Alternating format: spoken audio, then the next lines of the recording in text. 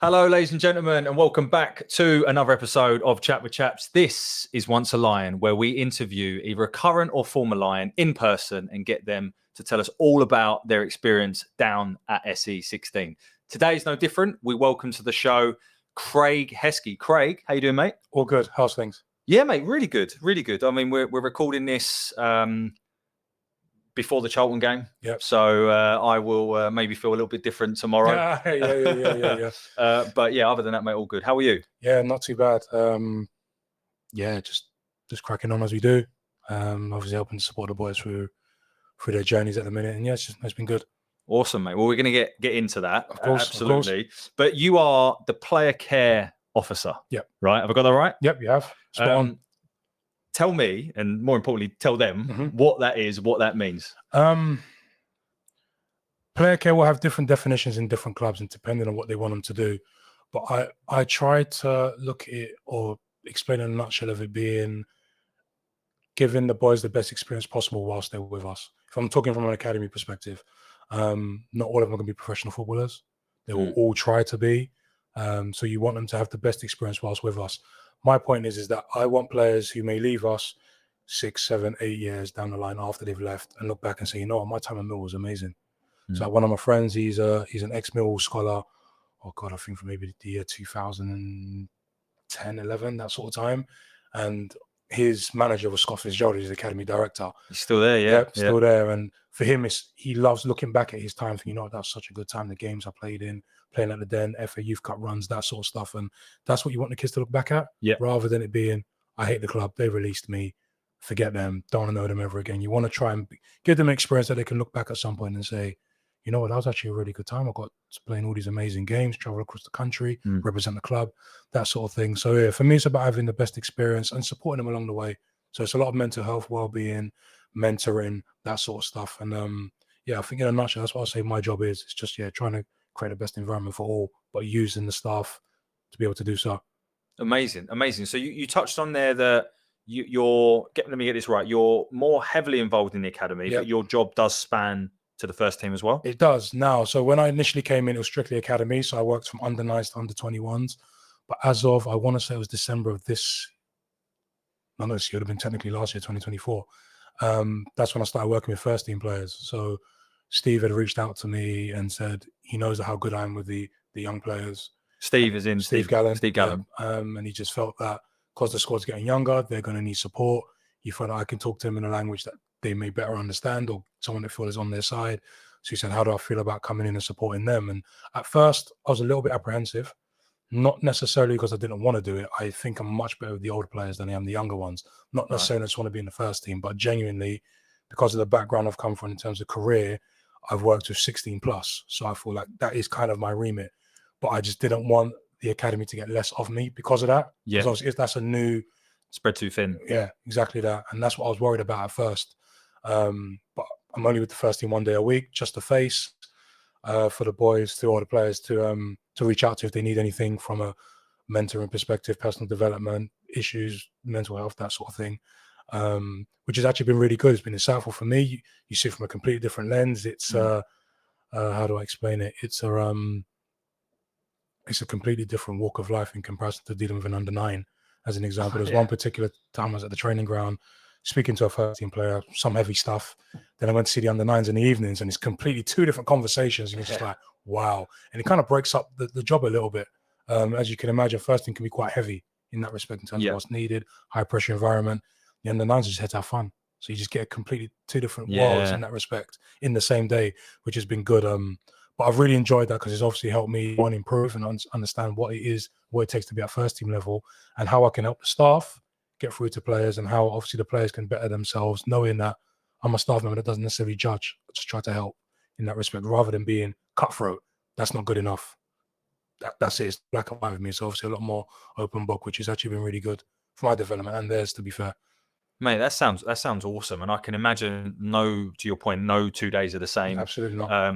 Like one day you'll be like today. You've come here tonight straight from work. Yep. Like, what did today entail as an example? So today I was with the first team. Then in the evenings I went to see under 9s, 10s, and 11s. So again, two contrasting days. Just in just in terms of today, just being around the training ground, watch the boys train. I always say to people, in terms of building relationships, I can't have the best relationship with every single person because it's just impossible. Like, I'm a personality type that's not for everybody. Same likewise with players. So I need the staff to be on board in terms of help building those relationships. And there'll be some players that will come to me and say, "Yeah, Craig, I want to speak to you about X," but some players may go to someone else, and that's absolutely fine, because end of the day, you want it to be an inclusive approach from everybody. And with that is way I build relationships is paying attention to their football. Obviously, I love football anyway. Obviously, play the game, etc. So I pay particular attention to what they're doing, how much minutes they play on the weekend, did they score, if they're out on loan, what the fans saying about them when they've played, and that sort of thing. So I pay a lot of attention to their football in order to build that first initial relationship, because it shows you care in that respect. I want them all to play, of course. Yeah, I want them all to be pros and be pros until they're 40 years of age. But that's my way of obviously buying that relationship and then getting to know the person as that goes along, which has actually been really helpful in terms of that. As you can imagine, when I first started, it's probably a little bit difficult, especially with the under-21s. So the academy are not on the same site as the 21s and first team. So they're on two separate sites. Yeah. And I can't get around the 21s all the time based on I've got 18s down to look after too. So that first group that would have had me didn't see me as often. I wouldn't have got to know them that well. So therefore, my relationship with them isn't going to be as good as the ones that I currently do that's had me for 3 years, etc. So obviously those things take time, and you obviously have to embed it. So player care as obviously the department is growing in terms of the demands and how much we do. And obviously it's getting better over time, because we need obviously time to obviously grow the program, embed what we need to embed, learn from things that we haven't done that we need to do, and go strength for strength. So it's just something that's constantly growing as the days go by, more than necessarily the seasons. Yeah, and I think it's something that I think is probably linked to modern football and the way that the game has evolved for the good. And I think a lot of it starts with trust, and we're certainly going to get on to that. But you touched on kind of your career and like, I guess, how you got to Millwall. So just tell us a little bit about kind of, I think you joined us back in 2022, 2023, that season, 2023 from Leyton Orient. Yeah. Tell us, I guess, about Craig Heskey before Millwall. Okay, so starting from young, played football at non-league level. I started off as a under-15 player at Grays Athletic, who used to be National League Prem at the time, so Step 1. So I was in their youth team. Obviously, always tried to progress to get myself into the professional game. Obviously, never materialised. Loved the game so much. Played non-league pretty much up until this day, hanging on by a thread now at my age. But from there, I think I got into teaching. Initially, sports has always been what I was interested in from leaving school and into uni, graduated sports development. And I ended up becoming a sports coordinator at a college, which they asked me to then teach A-level PE. So I got into teaching that, and eventually got my teaching degree, went into teaching. I think what it was about teaching that I enjoyed the most was pastoral care, which is a lot of part of my job is now. I think the thing that really tied for me at the time was they wanted me to be the college football manager. And I was like, I can run this program exactly the way I wanted to. And heavily influenced by Coach Carter, I wanted to make an impact in terms of the academic results to allow him to play football. So again, it was that pastoral care. From there, I got lucky when it came to Leyton Orient. People always say about working hard, and which I did, but me getting into Leyton Orient was a stroke of luck. I was in the right place in the right time. So the college I was working at the time, they'd come in because under 18s have to do full-time education still. So as much as they're youth team players, they are apprentices. So they're learning on the job. They obviously still have to do education. And Leyton Orient moved their education program to our college. So I said to the assistant principal, well, I've got to be leading that. I'm football mad, et cetera, et cetera. And Leyton Orient to some degree is my little club. I'm from East London. So I said, I need to be in full range of that. So which they allowed me to. Met the academy manager. I did like their induction for them. Again, taught them about the ground rules, what's expected of them while they're here. And the academy manager at the time said, if I need anything, just give him a shout. So I just asked him, I said, look, if I want to get into academy coaching, what badges do I need, etc. And he asked me, do I want to come and do support work? So to kind of put into context, Leyton Orient were in the National League at the time. All right. Was it that year? I think they were in the second year of being in the National League, so the second season, in it. So how it works is if you get relegated from the EFL, you get funded for 2 years in terms of academy, in terms of keeping the status. Right. So after that 2 years, you lose it. So effectively, you've got 2 opportunities to get yourself back into the EFL to keep the academy. It's running. Like parachute payments, but for academy. That's basically what it is. Yeah, that's exactly what it is. So we're in the second year at this point. So I've gone in there none the wise of what academy staff need to be there, not be there. I know, me coming from the coaching route that I've been in, this is a lot of staff in terms of what they had, not realizing it was really thin. At the time, I wouldn't have known that. So I've gone in there, done a bit of support work, obviously still teaching the apprentices, so the youth team, 1 day a week. And eventually the head of education role came up and it was full time. So I took that on. But before it came full time, we needed the club to go up. And thankfully, RIP to Justin Edinburgh, the club got promoted. Obviously, the academies obviously stayed open. They've gone strength to strength since. So as head of education, I think I did 2 more seasons there before the player care role came up. So how I knew I belonged in player care, I think, again, with my time at Leyton Orient, I didn't fully understand what head of education needed to do. I had a rough idea of there was little things you needed to do in terms of collecting school reports for all the players. So that's what head of education at Millwall would do. Same thing, you're going to get all the school reports of all the players, how they're getting on. If they need support, we'll go in there, support interventions, that sort of stuff. But I also felt like it was my place to educate about things they're not educated on. So I think the first one I done was loan spells. I think a lot of them were getting opportunities to go out on loan. I remember one boy came to me and said, he didn't say it to me, he was saying it in the classroom. He's like, they're trying to send me on loan to Tonbridge Angels. And they knew nothing about non-league and how it was structured and how it worked. And I was non-league mad, so I knew everything. And when he said it to me, I said, what league are you in? National League South? And he was like, yeah. I said, you do realize if you go there and do well, I can almost guarantee you'll be a professional footballer. He's like, what? Craig, what are you talking about? So we sat down the whole lesson. This was Millwall lad? This was Leyton Orient. Leyton Orient lad. So I went through the whole thing and I showed him like examples of players that played non-league. I think the biggest one I used was Gary Hooper. He played Grays Athletic, playing Step 2 at the time, get promoted to Step 1. He's obviously gone and played in the Premier League and gets Barcelona, all of that. So I showed him, if you can apply yourself at that level, you can go up the levels. And I started to realize there's gaps in knowledge for them. So from there, when the loan boys went out, their mindset of going out on loan was completely different. So before they'll go out thinking, I'm from Leyton Orient, so treat me like royalty. No, you're part of the youth team, not the first team. It's a very different scale. And once they learn that, they know that if they go out and apply themselves, there's opportunities they can go higher up the level. And then from there, I started to realize that I cared too much about them and their careers. Not that I couldn't do the head of education, so of course I could, but I knew that I belonged in that sort of element. And then the player care role came up at Millwall, which I applied for. At the time, I didn't follow Millwall. I didn't know exactly what league they're in or nothing. And it was one of my friends that said to me, you do realize they're in the championship? And I was like, what? So then I realized I'm going up a level here. And when I was younger, I used to go down into Croydon because some of my family used to live there, go past the Den on the train, and obviously knew it was a big stadium. But once I went up there in my car and I go for my interview, then it hit me. I was like, oh, this is a step up. I was like, okay, I really need to apply myself, which I did anyway. And thankfully, I got the job. It was a blank canvas. Player care didn't really exist beforehand, not the club's fault. Obviously, I should mention RIP to Jeremy Whiston. I don't know if you heard about the kid that was in a Manchester City academy that took his own life. I think it might have been 4 years ago now. Yeah, which is what made player care compulsory in every single club full time. So when I obviously went for the job, that's when it first came out as player care needs to be in every single club across the country full time now because the boys need support. They need an extra avenue, which they do. It's just a shame that it's taken for someone to take their life in order to become a mandatory thing. And even when I've been to Man City a few times because my little cousins play for them, and I walk around there, I'm like, oh my word, like what a place in terms of facilities, and you're on the same site as, obviously at the time you would have had Sergio Aguero's, Kevin De Bruyne's, and I'm like, you see all those guys and your identity is then taken away from when you're released. You can understand how a kid might feel. And it's something that I've kind of instilled since being at Millwall, to be fair. When I first came in, I've not necessarily changed the way we look at things, but I feel like I've had a bit of an impact. So I actually said to staff, I said, we're actually much more of a big deal than we think we are. I know we've got Fulhams who have bigger budgets, Arsenal's, Watford's, etc.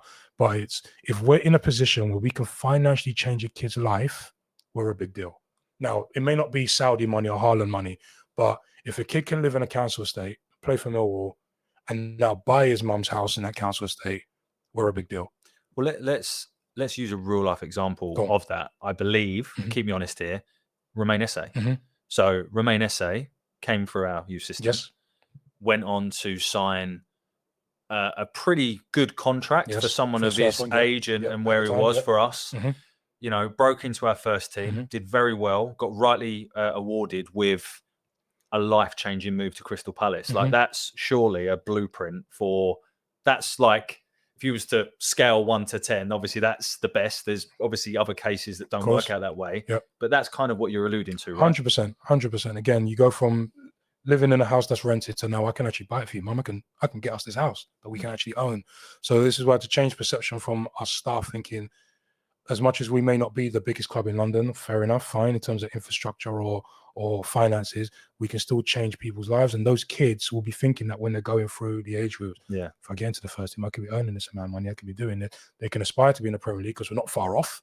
So we need to be thinking a little bit different about what we're doing and understanding that caring for them's got to be at the forefront of everything that we do, which we do anyway. I think the staff are really, really good. I'm not just saying it because we're on camera. I can't do my job without them. Yeah. It's me by myself. I can't care for everyone equally because there's so many players and some are going to need more care than others. Without the staff buying into the role, I can't do my job. And there'll be other people at other clubs, which I know about because I've delivered at 2 player care conferences that Premier League's run. So it's where you and the staff across the clubs in your region, so the South region, will get together, share good practices, etc. And I know there's other clubs that really struggle to really embed it because some staff look at player care, nothing. Like, we're here to do football. We don't care about caring for them off the field. It's the football stuff that's most mandatory. But without my stuff, I can't do anything, and they've been really good in terms of embedding it. It takes a bit of time, of course, because you've got to find where it sits and stuff like that. Of course, yeah. But staff have been so good with that. And again, it's a credit. When I go into those conferences and I'm delivering, I'm always telling them this isn't me. It might make me look good, but without them, I'm nothing. Yeah. And there's some staff out there that really struggle. And I feel their pain, but at the same time, I don't, because I don't always like to not get embedded. But I can imagine it in terms of the way it's looked at by some staff in other clubs. But it's just one of those things that has to take time to build in. But thankfully, the staff here have been really, really good embedding that. Hence, my opportunity to obviously work with the first team that I've done for the last, in September, 9 months. So it actually shows a testament to what we're trying to do for the boys that are obviously in the academy and obviously the players that are coming in. Yeah, and we're at an interesting time at Millwall where, with the way that the direction of and the strategy of the club is moving, there are even more academy players moving into Millwall. Yep. One of the things I find fascinating is that regardless of whether you earn £10 a week or £10,000 a week, you're still a human being. 100%. And there are things off the field that will bother you regardless of how much money you've got. So I think it's great that there's people like you in the world that are able to help some of these lads. And ultimately, I care about Millwall Football Club being successful, and you are a vital cog, and the teams are a vital cog in making that successful. But just talk to me a little bit about then how your role, obviously spanning across academy and first team, and obviously how those lines are maybe a little bit blurred now in a good way, where we've got some of the younger lads coming through, and how that has evolved your role and some of the operations that you do with the likes. I'm just trying to think of some names. So obviously Reyes is an obvious one. Getting his opportunity, deservedly so. We've got some really talented youngsters down there at the moment, don't we? We have loads. A lot of it is it's just the opportunity to get that chance. And a lot of the boys, they're hungry, especially when they get into the 21s. They're right next to the first team. They'll get pulled as and when. If there's players that are missing from the first team training session, they'll get involved. And yeah, the boys, they're just hungry to get a chance. And one thing I always do, any of the players that move into the first team bubble and start to obviously training them more regularly, I always ask them, what are senior players like? What are you like? I don't know, Craig, they're really good. Like, they really integrate us. They make us feel welcome. So who are the ones you kind of lean on the most? Everyone has different people that they lean on, but they're always quite open to having them in there and take them under their wing, which is the main thing. Because maybe in some clubs, it could be a thing of you've gone in there and you've infected the wolves and you're on your own and that sort of thing. But every single player I spoke to that's ever been in that bubble all say the same thing. They're really good to us. They make us feel welcome, and they're always trying to get nuggets off of us and we're trying to learn from them, etc. And I think Reyes is actually a good one. I actually remember him going around the training ground, especially when he first got into the first team, and he's asking, he's talking to players and getting advice from everyone. It's learning about things you can do in the championship game that you can't. That he's obviously learning as he goes along. Yeah. Why not? Those guys are knowledgeable. Some of them have played 250 games in the championship or league football, and they know it. Learn as much as you can. But the first team players, especially the senior ones, have been really, really good with them, which is amazing. Again, it makes my life easier in that respect, and makes obviously the boys' life easier. When they go in there, they want to be in there because they felt they've been welcome. So it's been really, really good. And I think we touched on it there. Like, we do have a real talented group coming through, and a lot of them are being integrated into the first team squad, or even if they're just part of the 18 or whatever. And I think with some of the injuries we've got at the minute, that's given some of them maybe a little bit more of a chance than they thought they would. The Coventry game is a perfect example. A lot of players got 60 minutes, 90 minutes. Obviously, I know you don't want to show favouritism, but I look at Ray's, Jack, Lamptey. Like, I mean, there's loads, and it's what a privilege to be able to say that. But is there anyone at the minute or a couple of players that you think are really, really exciting for us Millwall fans? You know what? I can answer it, but I've learned over time to not pick out one or two, because I've actually learned that it is just down to opportunity. Yeah. Like, a lot of them just need a chance. Some will be ready, some won't. Obviously, how can you be ready for Championship coming out of 21s? You won't be. That's just the fact of life. But I've learned that sometimes you watch them in the 21s and you're not quite sure where they would fit in terms of first team until you see them in it. And I've just learned, you know what, I just have to sit back. I get asked all the time, who should we look out for? And I'm like, I don't know. If like when Maurice got on, I didn't know how he was going to get on. Yeah. And then obviously played the Dagenham. Duck to water, right? Yeah. Obviously when the Dagenham Redbridge game, he scored us. That day I could have cried for the amount of boys that played. I was like, so brilliant to see him. Also, know Alfie Massey already made his debut. He's doing wonders at Wildstone, by the way. Like, they absolutely love him. And my next question is going to be, I'll pause that actually. I'll come back to that in a minute. But one of the things I love as well about what you do, Craig, is just watching you on X. Like, you always got the boys back publicly as well. Obviously, whatever you do behind closed doors is great, but you always shout in their praises. And I'm going to give you a name just that I think I'm really excited about, Jack Howland. Okay. I think he's just got like a bit of Grealish about him. Yeah, I don't know what it is. I've said that about him, to be fair. Yeah. Again, when I watch him in the 21s, I wouldn't say he's definitely going to get through. And I don't ever think we've been at a point where someone just completely stands out, because they're relatively Rom skipped that jump, didn't he? He did pretty much. Yeah, pretty much, didn't he? Pretty much. But if you remember, especially when he first got in, he was doing a bit of both. Yeah. So I think even the first 21s game I watched, I think they played Colchester at the Den.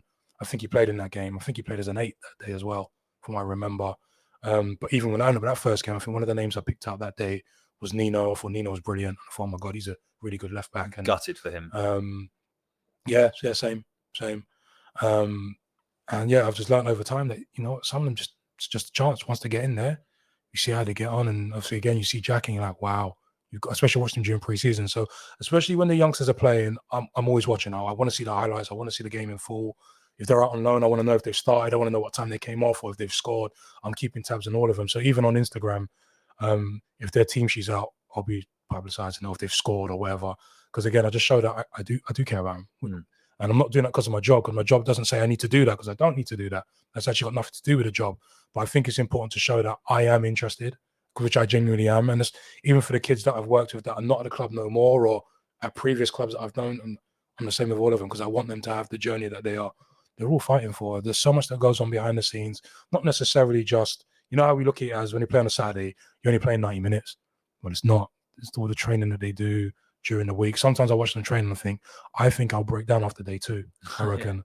They've got to do so much to stay on top, and it's high intense all the time, and they've got to watch what they do and watch what they eat, and etc. It's such a difficult environment. So I know sometimes looking at, why is this one getting injured? And like, they play football every day. Injuries is on the way. I mean, I get to now, and it's like I do one sprint and I'm sore, and I'm like, I don't want to do the next one. I'm not interested. Know the feeling, mate. Yeah. So it's such a high intensity environment, and I think, especially when you look at the young ones, again, about looking from a point of view of being a bit patient, when they come out into the academy and go into the first team bubble, that's an intensity jump. So again, if you're trying to match the championship intensity in training, gym work, etc., eventually I expect them to break down, because it's a level of intensity they've gone up now, it's shot up. If you go from the 21s into a National League side, intensity obviously goes up, but not to the scale of the championship, because it's a different intensity. So I think when they come in, I think we also always have to be patient with their development through that. I appreciate some of them play really well in one game, and we're like, we should play 90 the next. I'm like, we've got to bed them in. Same way it's done with Romain and Reyes. We can't just chuck them in. There's got to be some sort of structure, which obviously happens anyway. Which is why, so sometimes you're frustrated of why that one isn't starting, or why he's not playing 90 every week. There's a lot more to it, and a lot more meetings and decisions that are made when it comes to that. And again, it's looking after their bodies more than anything, because it's again, football is no joke. Me and you go and play two times in a week.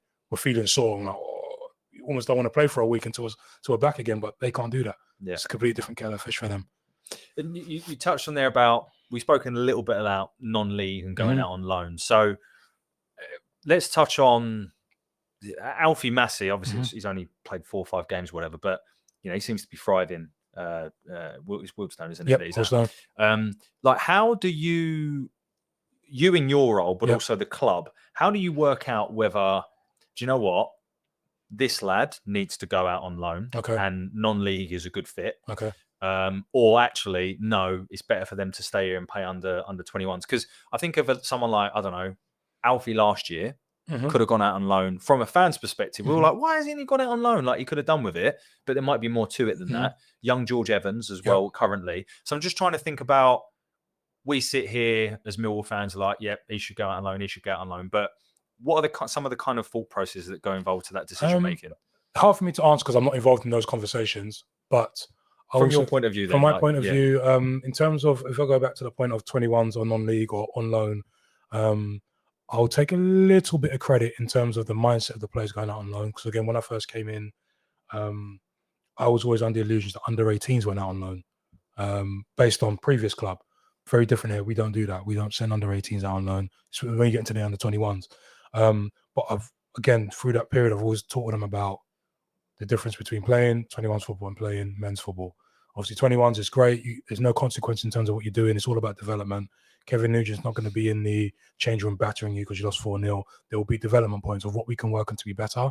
Whereas you go to a men's environment, boots are flying around the training ground, or training change room, sorry, you're this, you're that, fix up, I lose my job, etc. So it's a completely different world. And sometimes you have to build players up for that because some are not ready for it. It's not something you get for academy football. Obviously, everything in the academy is development from 9s all the way up. Some people will say, why not? It should be about winning. I think partially, maybe to an extent, but I get why it's not. Because again, I'll use an example of, if you're under 14s, go unbeaten throughout the whole season, but there's maybe 2 or 3 you want to release, the focus is going to be when they've been unbeaten all season. So you're not focusing on the players' individual development, it's the team have done well. So it's, if you take that away and strip it, now it's everyone's development. So that's what you're looking at in soul rather than the actual results. So the players are always well equipped about going out on loan and the understanding of doing it. And I think because they've seen players the year above them, the year above that's done it, that you understand, right, in order to make a name for myself, makes sense, I need to be out there and my name pops up in Gillette Soccer Saturday because I've scored and I scored in the 57th minute or whatever. They learn that, okay, right, managers from other clubs, if I am to get released, will take me serious. So I'll give you an example of when it comes to under 21s and aftercare, I find them a lot easier to not deal with, but in order to support, because a lot of them get clubs. Because a lot of them have gone out on loan and made a name for themselves, they tend to find clubs quite quickly. So Nana Boating being one, Abdul Malik is another one. I've never had to really worry about under 21s players because they've gone out on loan and made a name. They've played in certain games. So I'm using Nana as an example. Played in the National League. He's playoff final. Steve Morrison, isn't he? Yes, he is. Yeah. Him and Kamal Grant played in the same game in the National League playoff final. So you're playing games like that. It's like you're going to get something because you've now played in those sort of games. So I tend to not worry about them too much when it comes to them finding something else afterwards. The ones that don't go on, I'm a little bit worried because now it's a manager needs to take a chance on you, and there's nothing other than 21s football on your CV. And obviously, not all managers are going to be receptive to 21s football because they know it's development rather than 3 points. Can I trust them in this system to do X and Y? And so a lot of them are quite well educated on that, and understanding of playing men's football is a benefit. There's obviously a time into that. Obviously, the club will decide whether the time's right or not. But it's when you do get the chance, do what the manager tells you to do. If the manager tells you pass it sideways and forward, that's what you do. Don't overcomplicate the game. And once you've settled, then you can start to bring what you normally bring to games, which I'm sure is what Alfie's done. And as you said, he's thriving and fans love him. I actually spoke to him today, and I remember there was a Southend fan was saying how he's too good for the level. Like he can boss the game. Yeah. And I told him about it today. He goes, oh, really? I goes, wow. I said, just continue doing what you're doing. Yeah. So he's loving that on loan because he said it's great for him, and he's learning a lot about the league and what it takes and etc. So I know he knows I'm there to learn what I need to learn. Then when it's time for me to go level up, then he's ready for that. So it's always good for him to go out and learn, albeit sometimes you think of the level, or should they go at that level? If you look at our 21s in terms of where they go, they tend to go out and loan at National League Prem. That's where we tend to send them. If not, it might be National League South, which we're beginning to open up to, which I think we should anyway. Why not League Two? Just out of interest, is there a reason for that? That's down to whether a club wants to take him at League Two. I think my own personal opinion, I don't know the ins and outs. So Nino's the only one I've known to go into League Two from under 21s. And I feel like because of the Millwall connection with Steve Morrison, that's how it was able to happen. Whereas you're asking managers to want to trust an under 21s player from us to go and play League Two level, which is my own personal opinion, I don't think there's much difference in terms of the standard between National League Prem and League Two. Reason being, teams that get promoted don't go back down straight away. Yeah, they all tend to stay and have a stint before. Like the Championship and the Premier League. Exactly that. Whereas once you're up, you go down again, and so there, obviously, the gap is a lot smaller. But I think it down to whether a club would want to take them on. We don't have control of that. So without the relationships or managers wanting to take a punt, then there's not much we can do about it. Whereas National League, we tend to get a bit more of an opportunity because you can take them on at any time. There's no transfer window. Yeah, there's a lot more flexibility. Yeah, so I think that obviously comes into the position. And again, you don't want to chuck someone into an environment that they can't cope with. Again, if you look at under 21s wouldn't play League Two teams in pre-season friendlies because there is a gap in terms of the intensity and the level of between the two leagues. And again, if you look at academy perspective, so let's use Colchester as an example. Colchester are League Two, they're Category 2 academy, so they're in our division in terms of under 21s football. So we can't expect our 21s to go against their 21s, but our 21s to be ready for League Two, and they're both in the same league in terms of who they're playing against. That's a really interesting point. Yeah, because obviously we look at it as we're in a championship League Two team. Yep. We're a championship team. They should want our under 21s, but if our under 21s are playing against their under 21s, I mean, there might be the odd player. Of course, there will be an odd. Yes, too good. We need to pull him out. That's really interesting. I mean, I think as well, like, I haven't watched too much National League football, but it's quite physical. Yep. So it prepares them maybe for some of the younger lads that need to fill out a little bit. Absolutely. It prepares them for that, doesn't it?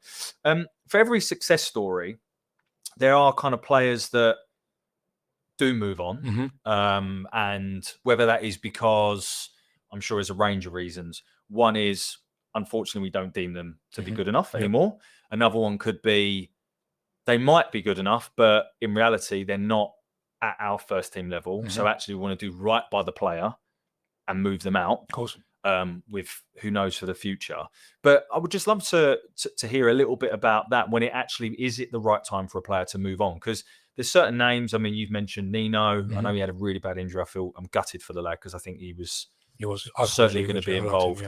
You know, Abdul Malik, who was linked with so many different big clubs. Henry Hearn, obviously scoring bundles of goals. So there's just some names there that I feel like I've got a few other ones listed down here, but Nana Boateng, that was the other one you mentioned. Just like Nana Boateng played against Palace. He did, so like some of these lads that I thought would come through that haven't. I just want to get your kind of perspective on all of that. Obviously, sometimes it comes down to chance. Again, I always say to players, especially in the 18s, especially I do a workshop with them when it comes to retain and release and how they need to prepare themselves for it.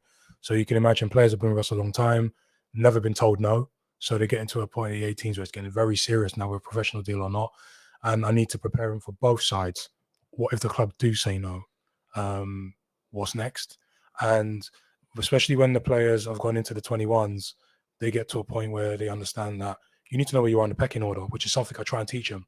If there is 4 left backs, realistically, looking at the maths, have you got a chance? I said, you have to be open to that dialogue rather than being oblivious. And the reason why I've obviously, again, thinking of gap in knowledge is when I was at Orient again, where first ever time I did that sort of workshop was with them. And it's because I realized there's one boy that had been there since under 9 who I knew was getting released the next day. And I looked at him in his face and I'm like, I know your fate already, which I don't like knowing. And you spent your whole life here, really. And it's preparing them for that. So I try to get them to look at every single part of their journey and knowing where they're on, being realistic with what could happen next.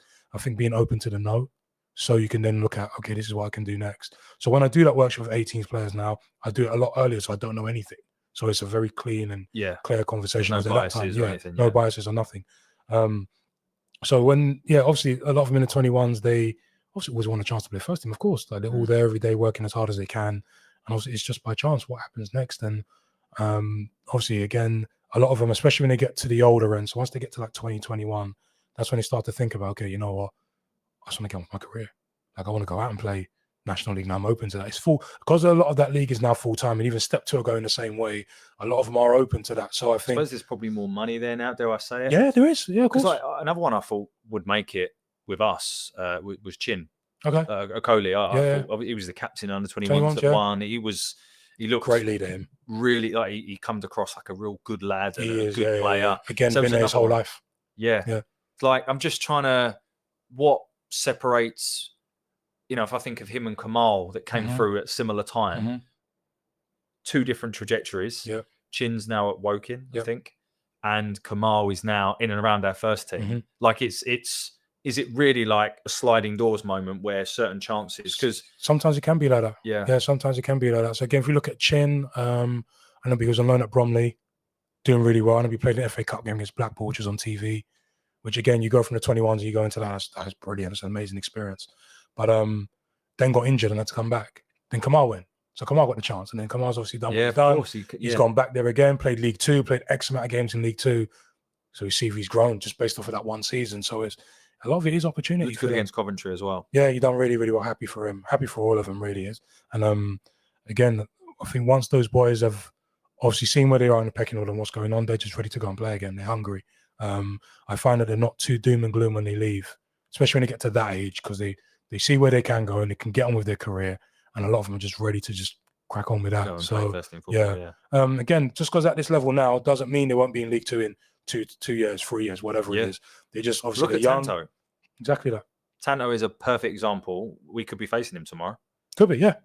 Right, he went for £1.5 million. Now, don't get me wrong. I think it was the right thing to do for him to go when he did and whatever. But he's an example of where he could come back. Yeah, of course. Of course. Again, it also take into consideration the club is in the Championship and there's a serious demand at that level. And to expect 21s players to just be ready to play that with no games behind them, so to speak, is a very difficult thing to do. Some players may be able to do it. As we've seen, obviously, I actually did a workshop with the boys where we looked at the England, would it have been the Euros or the World Cup? I can't remember which one it was. And we looked at how many of those players went out on loan before breaking in fully. And it was over half the squad. Right. Of that World Cup. I think it was the World Cup team. And then we also looked at how many of them played non-league. So again, opening their minds again. So like Jordan Pickford played for Darlington. He's England's number one, And then who else was in there? Ollie Watkins. Obviously played Step 2 for, I want to say Western Supermare. I think it was. You went from Exeter, right? Yeah. So it's like opening their minds. Dominic Calvert-Lewin did the same thing, playing for, I can't remember who he played for. Harry Kane played for Millwall. He did. He did. So it's just opening their minds to, okay, when you do these things, you're starting there because you're young, just building yourself. You can only get better when you're at that age. I love the terminology about building a CV because I work in a corporate world, and obviously it's part of my I've got to build it. I've never thought about it from a footballer's perspective, but you're absolutely right. If I'm a manager and I'm like, right, can I trust this lad to play my 4-4-2 system, to bed in and be there? And it's a lot of life is who you know, not necessarily what you know, right? Absolutely. So I can pick up the phone and be like, "Oh, John, you took this lad on loan. What was he like?" Whereas that conversation can happen if it didn't. So it's really interesting because this conversation has really opened my mind up to the power of situations like that. Yeah, 100%. Again, if you look, say for instance, you was the manager, let's say Dartford, and you've been brought to you that, okay, I've got these 2 released under 21s players from Millwall they could potentially take on. The first thing you're going to be thinking of is, as you just said, can they play my style? Our pitch ain't great, which they might be used to playing on. Yeah.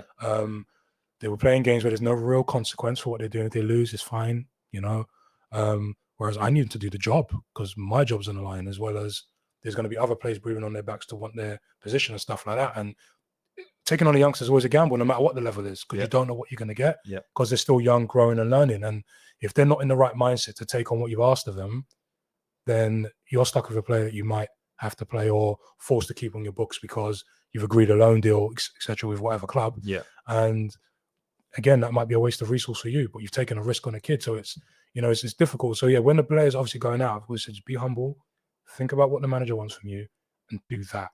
Once you get that, then if you're a player that likes the Cruyff turn, once you've learned the ropes, then do what you got to do, then express yourself, but stay in the team first. Yeah. And then express. And again, going back to Alfie, and obviously all the other boys that's gone out on loan. I think the boys that I remember going out on loan tend to have had good loan spells. Yeah. I actually spoke to a lad recently who did research on what a successful loan is. He put it on LinkedIn. I said, I need to hear what you got to say, because I have my idea of it, but what has he found talking to players and staff? And again, I think I mentioned earlier on about some players are not told no before, especially if they've gone through an academy and been retained every single year. Yeah. They're now going out on loan. Haven't dealt with any rejection. Yeah, any, exactly. Yeah, And I thought, I never thought of that. I was like, that's so true. You've never been dealt with any rejection. So when you do get rejected, i.e. you've gone into a game, not played well, now you've dropped for 5. How do you deal with that? And it's a good point. And even again, I've spoke to a couple of players that obviously have left us, and they've said if they're not playing full time, they reckon they're going to end up quitting. I'm like, why? Like, don't you love the game? It's for them, they're so used to playing every single day to now go part time is actually quite a hard thing to deal with. And I said, I think I put it on X once because I actually wanted to try and get some insight. I said, you know what? I didn't think of that.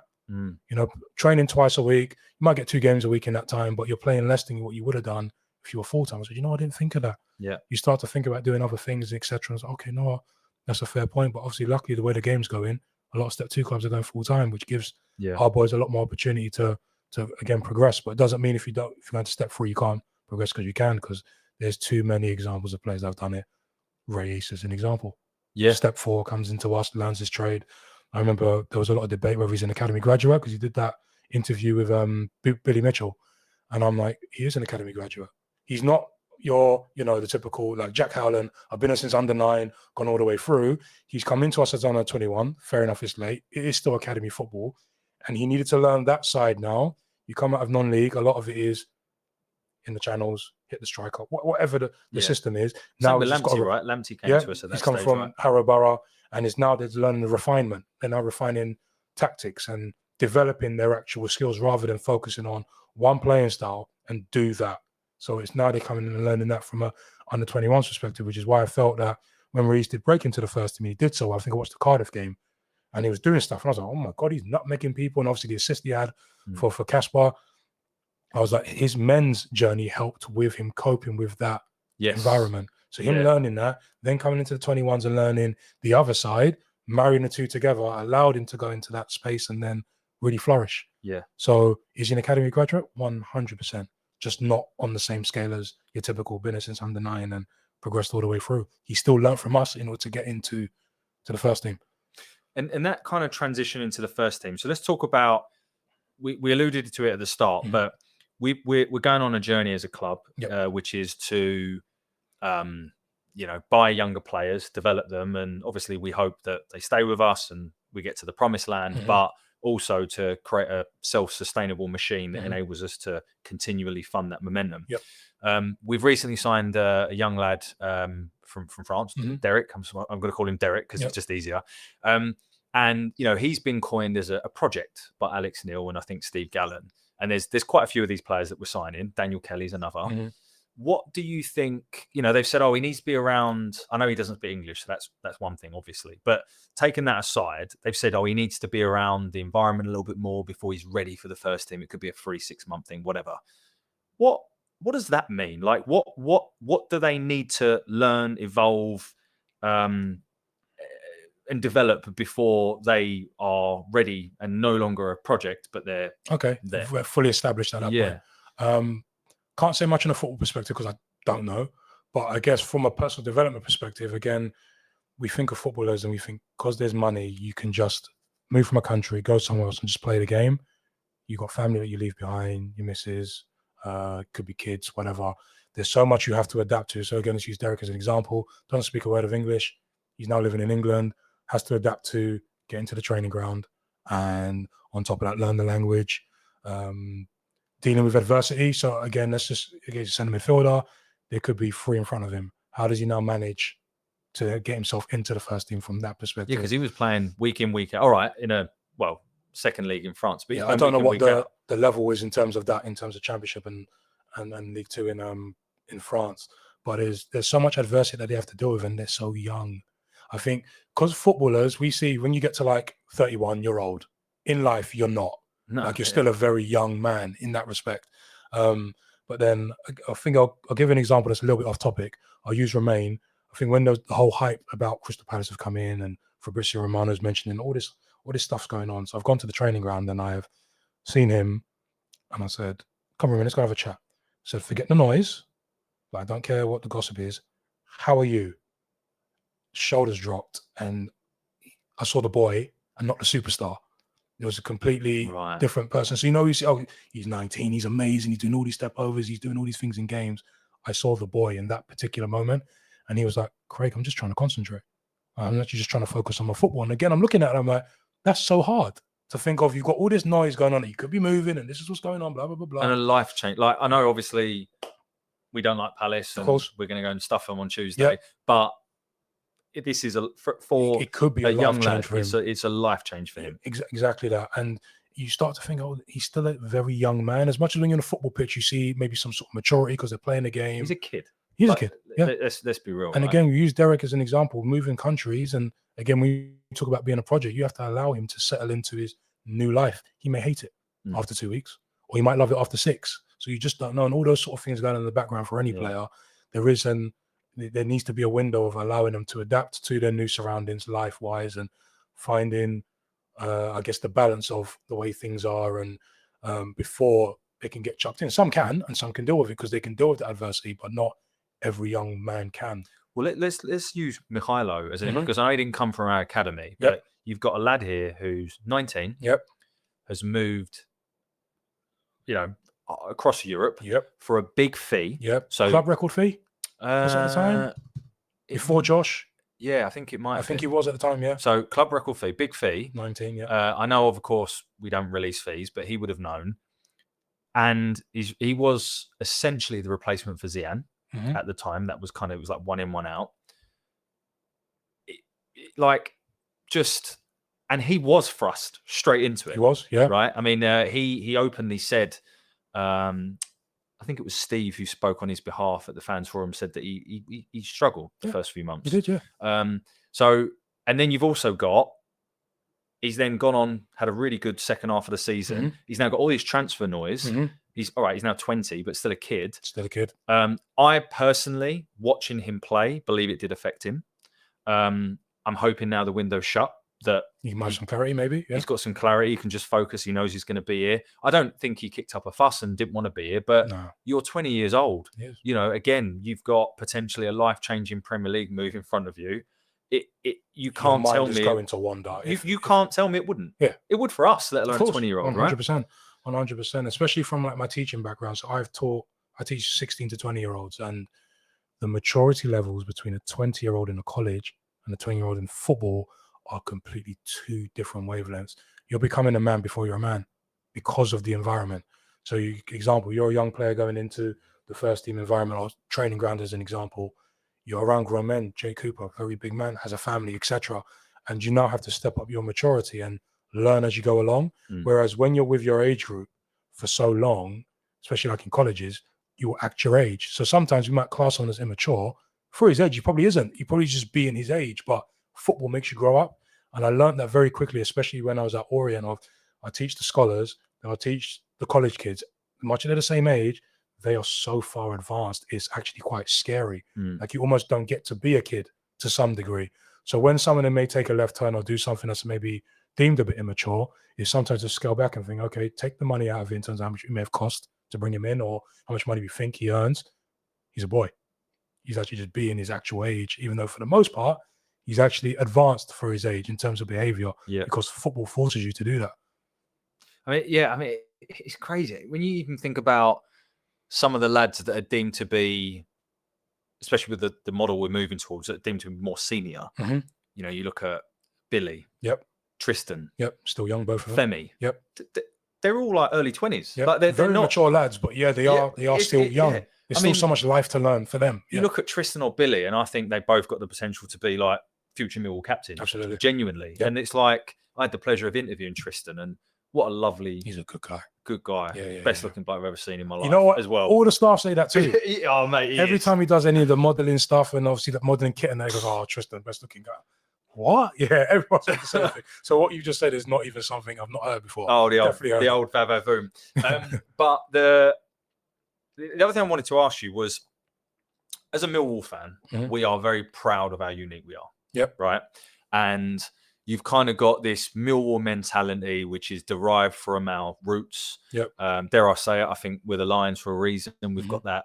that fighting attitude, and I think, you know, you were there when Neil Harris was there. Obviously, there's probably no one better at getting the den ready to be rocking and things like that. But in terms of your role, how do you know? With the greatest respect, you're not a Millwall fan. No. You're not. You know, you're an employee of the club. Must admit, I feel like I've become really affiliated. Like I found the club very contagious.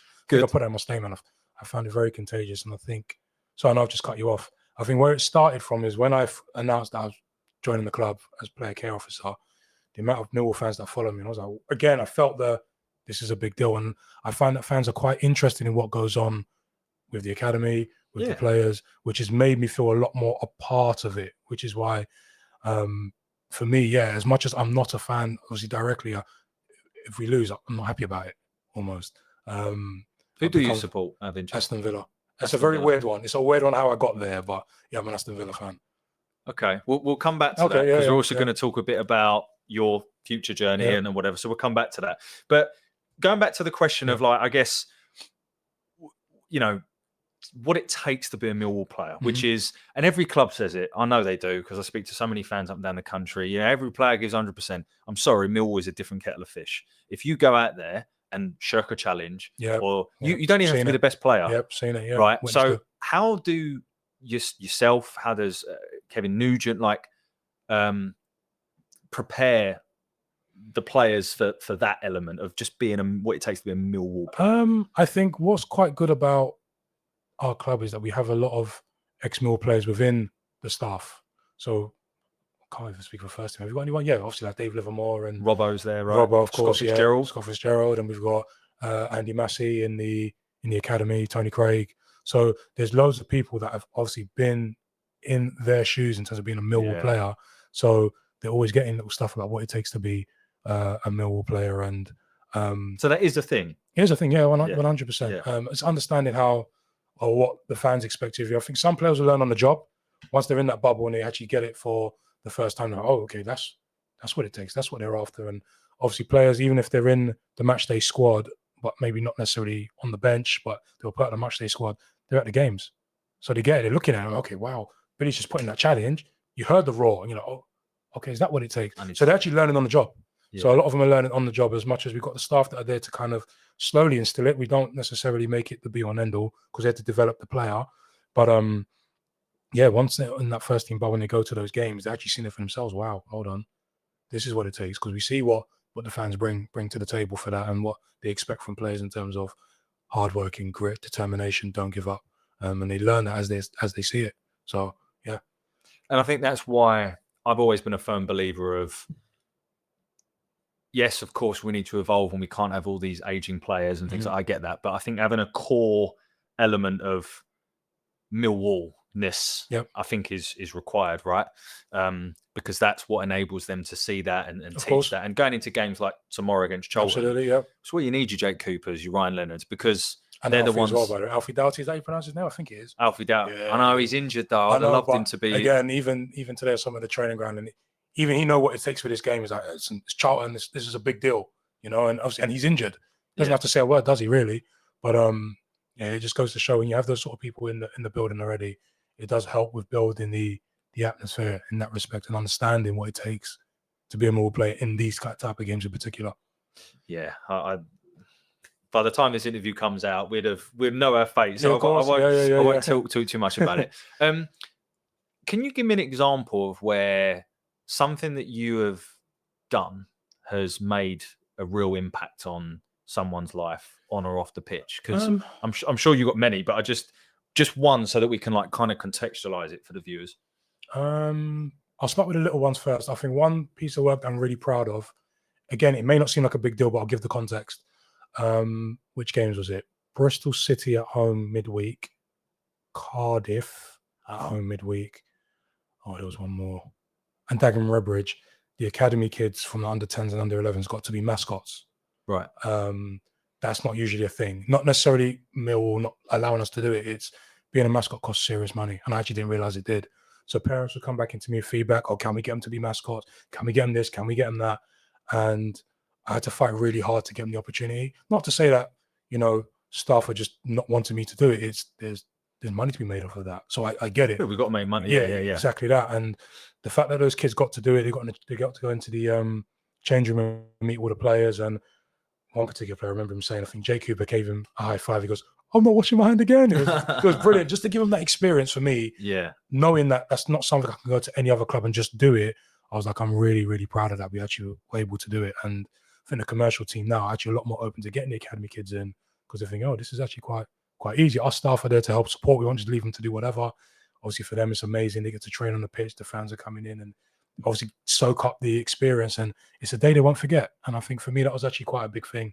In terms of making an impact on other players' lives, it's hard for me to say whether I have or not, because you just don't know. But at the same time, I've had conversations with players, really difficult ones, about things at home. And one thing about you have to also understand about players, let's put into perspective as just, let's take football out of it for a split second. A lot of us are not going to go to work and tell work what's going on at home. We don't want them to know that. Not interested. So, and us being men, you go to stereotypical, we don't talk about our feelings. Players are not so forthcoming about talking about what's going on at home. As much as we're opening the door, not necessarily, I think all clubs do it. We want to know, so we get context. Because again, players will be at training, they may not apply themselves in the right manner, but we don't know the context to it. So I've always said to players, especially when I spoke to them, I said, if you're having a bad day, because X and Y is happening at home, just tell the coaches you're having a bad day. You don't have to give them the detail, so they have context of your body language isn't right, or you're not applying yourself in the right manner. There's context rather than he's bobbing it off or he doesn't care or whatever. Yeah. But yeah, going back to that is, again, none of us are going to go to work and say, oh, this is what's going on at home with me. Such a good point, because I don't. Yeah, none of us do. Yeah, because we see as well as work. It's none of work's business. Obviously, football is, as much as obviously we love the game from a hobby perspective, etc. That's their job, so they're not going to go into work and just say X and Y. So obviously, I spoke to a couple of players about things, and one particular player, I said, look, I may not have the tools to help you, but the moment that maybe the conversation gets too tough for me, I'm going to have to refer you on to specialists. So specialists being the PFA, so the Professional Football Association, they are brilliant. The service that they give footballers, again, it's not at the forefront for fans to see. They get so much in terms of maybe like education, if they wanted to do like courses. So Jay Cooper's doing his degree as an example. And what's he doing a degree in? I don't know. I'm not 100% sure. But they can obviously do any sort of education in terms of qualifications. They will part fund it. Obviously, they sort out their pensions. There's mental health and well-being support. So again, some players may not want to talk to people at the club because they fear as that might jeopardize my position. Parents feel the same with their kids. As much as we're telling them it's an open door policy, whatever you tell us is not going to affect your son's position, they won't take that. They're like, well, I'd rather you not know, just in case of that fear of it does affect, which you can understand, as much as we tell them it's an open door policy. So I always say to players, if I can't help you, I'll refer you onto the PFA, but I always offer the PFA first, because it's a way of they can say whatever they want to say and there's no repercussions. They're speaking to someone completely neutral, who's away from the club. At least they can feel like they can talk freely, because I'd rather get what's off your chest so you feel good about yourself, or whatever it is, to get the steps to get you back to feeling yourself again so you can then move on. But yeah, this particular player said he wanted to talk to me directly because he felt that I could relate. So okay, cool. Let's do that. And we had a couple of conversations. They were really tough for him and for me. But I think he needed to just get off his chest. That's kind of the vibe I was getting. And I said, cool, what we're going to do is I'll check in every 2 weeks to see how you're getting on. We don't need details. It's just everything good, whatever. I said, whenever you want to stop, just let me know you want to stop. Got to maybe like week 4. And he's like, oh, Craig, I'm good now, everything's all right. I'm ready to go. And obviously from there he flourished, and happy for him in terms of everything he's doing now. In terms of that. But again, a lot of our players, not a lot of them, some players will come from very difficult situations, and we're not always going to know about them because it depends on what players want to tell us and not tell us. And rightly so. Is their place of work? Do they really want to share it? We try and make an open door policy. All players know that. Some will tell you some things. Some players won't tell you anything, and I have to respect that too. Yeah. So what we do is making sure there's some support for them. So he's knowing, like, don't speak to us, that's fine. Here's the support we can help with to help you with that. Which are really, really good on. Again, staff are really good at being that open ear, because I'm not always going to be there. And some players, again, as I said earlier on, would trust other staff rather than talking to me, which is nothing personal. That's fine. You get on with that member of staff. That's cool. But I always say to that member of staff, just let them know you have to pass it on to the appropriate channels, i.e. being me or carrying out the training ground, and we will obviously then support them from there. So I'm really, really proud of that in terms of that particular player and how I helped him. But just making it open to fans that they're at work. They may not want to tell us anything. Yeah. So it's us being open to that side of things too. So, yeah. Yeah, and I think the other thing as well is like what I love about your role and what you do is that you work for the club, but you're impartial. Yeah, So you try to be. It can be a very difficult position to be in at times. But in what I guess what I mean is that, for example, like I don't know, let's just say any player X at Millwall is having a bad day and he wants to tell Alex Neil. Now, Alex Neil might be the most empathetic, understanding person in the world. He is, by the way. I'm not just saying because on camera. He actually is. Really good. Well, I'm going to ask you a question about him in a minute, but like, we're all human. Of course. Like, that could bias my decision whether to put him in the team or actually you are going for a bad patch in terms of at home, so I'm going to take you out of the firing line. There's all these things, whereas your role is basically, it's got nothing to do with that selection process. It's more, I'm here to help. Yeah. Absolutely. And as I was saying before, it can be quite difficult because sometimes you might feel like there's a conflict. So it's, you want to do right by the person, but am I doing right by the club? And every player care officer will have that feeling at some point. I find with the apprentices, I have to be a lot more open because they're not all going to get through. So it's, you have to try and be in the middle where you can, and which is obviously a difficult thing to do at times. So sometimes you have to sit on the fence.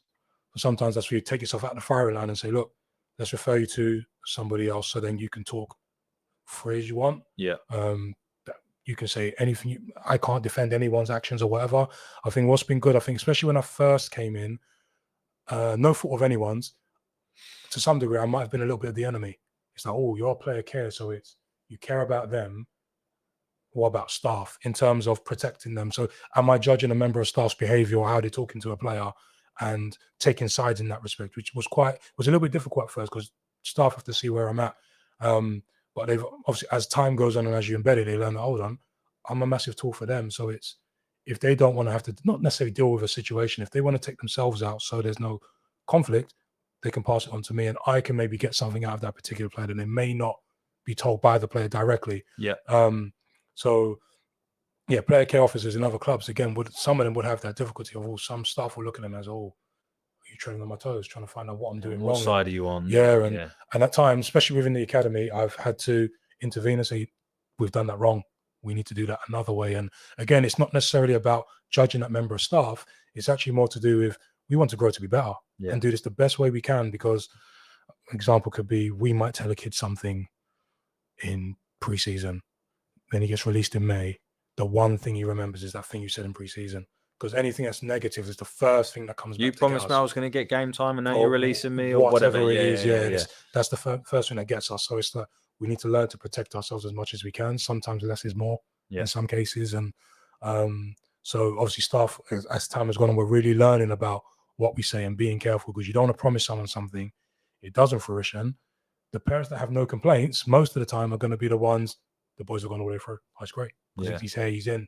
But as soon as they're released, anything we've said that they may not have been happy with and maybe didn't report will come to the firing line. And then we're having to scale back and think, did we actually even say that back then or whatever? Yeah. So now we're obviously in a position of protecting ourselves as much as we can, whenever we can, because ultimately players, especially with under 10s to under 21, they're going to get released. Players are going to go. So it's, again, can we give them the best experience, but at the same time, manage expectations as we go along? So, There's so much to it. It's fascinating, Craig.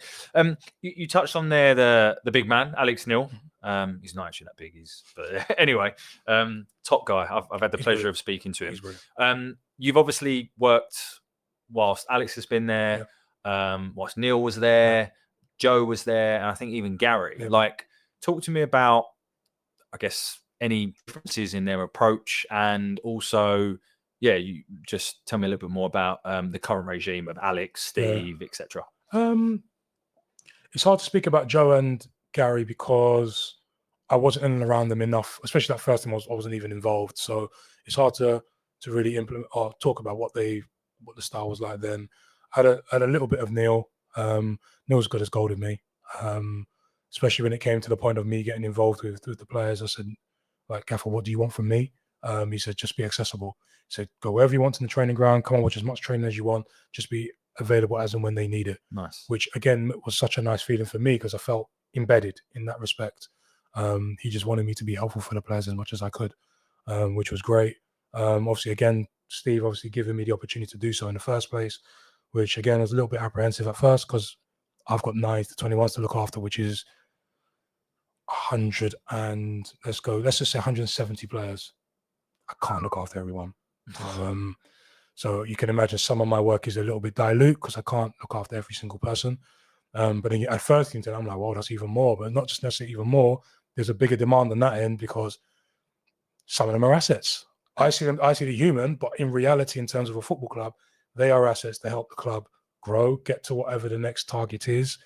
And if there's obviously resale or whatever, then that's what it is. And obviously my job is, when working with them, is can I keep them or help them with their personal development as much as I can so they can flourish on the pitch. Do you like, I'm not saying there's like a written framework, but maybe subconsciously, do you prioritize some of those players a little bit? I prioritize release age groups.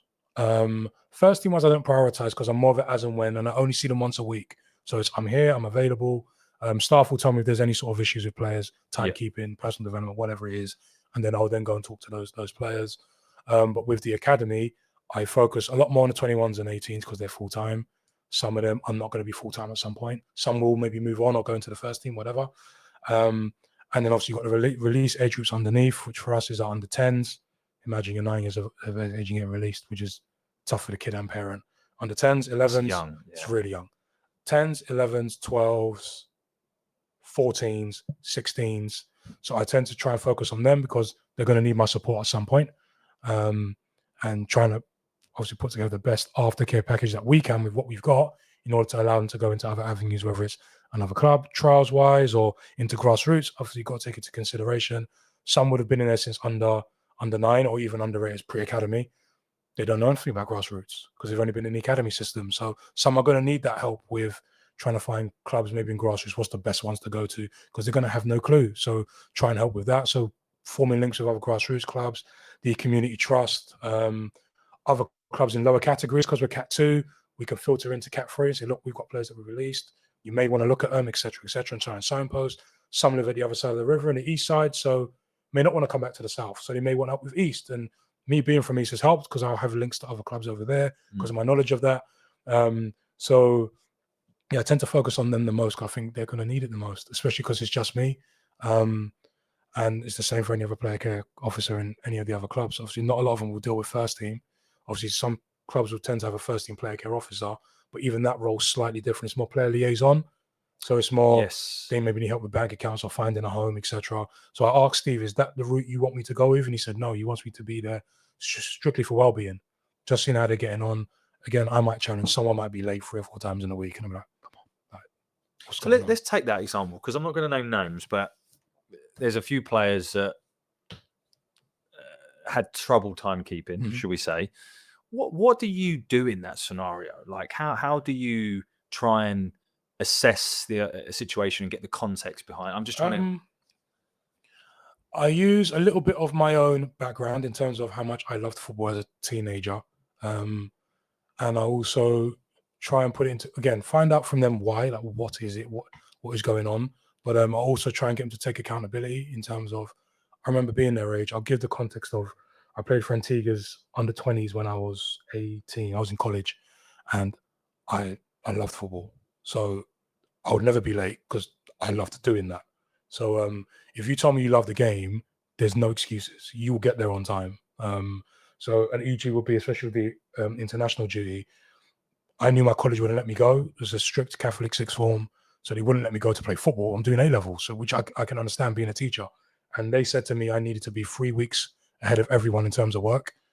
I didn't really like education, but my answer was, if that's what you want, that's what you're going to get. Yeah. So cool, fine, because I'm going, because that was it. I said, if that's what you want from me, I'll bust my ass off to do it because I want to go, because I need to go. So I always question how much they actually want it. And again, sometimes you also look at the perspective of someone who's been playing full time for so long. It's the norm for them. Whereas for me, it wasn't the norm. So I'm hungry for it because I really want it. Whereas if you've been in that bubble for so long, it's all you know. Yeah. So it's whatever. But it's try and get them to understand that be clear with your communication about your latenesses. Also be very open. So you know what? That's on me. Like don't traffic or whatever. Something like you just got to be clear. So you know what? That's just shit for me. Yeah. You just got. I think you have to be honest with that. And I think the players I've said to some of them, you just have to just get on time. Like just get here. Like if you can't get to work on time, you can't be trusted, especially when they're the younger ones. I'm like, look, if you're at a club and your manager can't trust you, that obviously can affect you being, as you said before, about being in the firing line. Yeah. Those little things get into consideration because this is a trust game. You're not going to hire someone if you can't trust them. You're not going to throw them in if you feel like you can't trust them. You know, so it's them learning about that. And obviously we know that things can happen. It's life. We've all been late for work. Let's be very clear. We all have been. So we get that you can't always be there on time. But if you're doing it 3 or 4 times in a week, there's got to be a part of you that's saying, you know, I'm taking the piss here, you know, and obviously learning from that. But at the end of the day, it's their choice. How bad do you want your career? Yeah. I can't get one. I've had my time where I tried and obviously was never good enough. You're here now. You're actually in control. If you do all the basics right, you give yourself half a chance because you often find that you always hear these stories of he wasn't the best player in his age group, but then he goes and plays 500 games in the Championship, Premier League. You head out all the time. Well, we interviewed Tony Craig a little while ago, and by his own admission, he was like, I was never the best player. But there he is, 40 years old, because he's a model professional on and off the pitch. And you see that sometimes. Like, over the last few years, we would see at Millwall, there'd be players, and you're like, God, that manager plays him all the time. He must really trust him because he's playing him constantly. And then you wait a minute, there's this guy who's super talented, can't get on the pitch, but there's always more to it than that. And it's trust, I think, is the key word. It's a key word. And some talented players, not necessarily talking about Millwall, I'm just talking, again, because of my role, I do a lot of research on players and understanding of why they didn't make it. And one player I always allude to is Now Ranger. And the reason why, we all know his story. I listened to him with True Geordie. Obviously, True Geordie made his name because of Now Ranger and the video made of him, etc. So you did it with him. And Nara was just going through all these different experiences of where he was late to training or going with the first team and being called up to play against Arsenal, turned up late, all these players talking to him. And I kept saying to myself, why do you get so many chances? And then it clicked.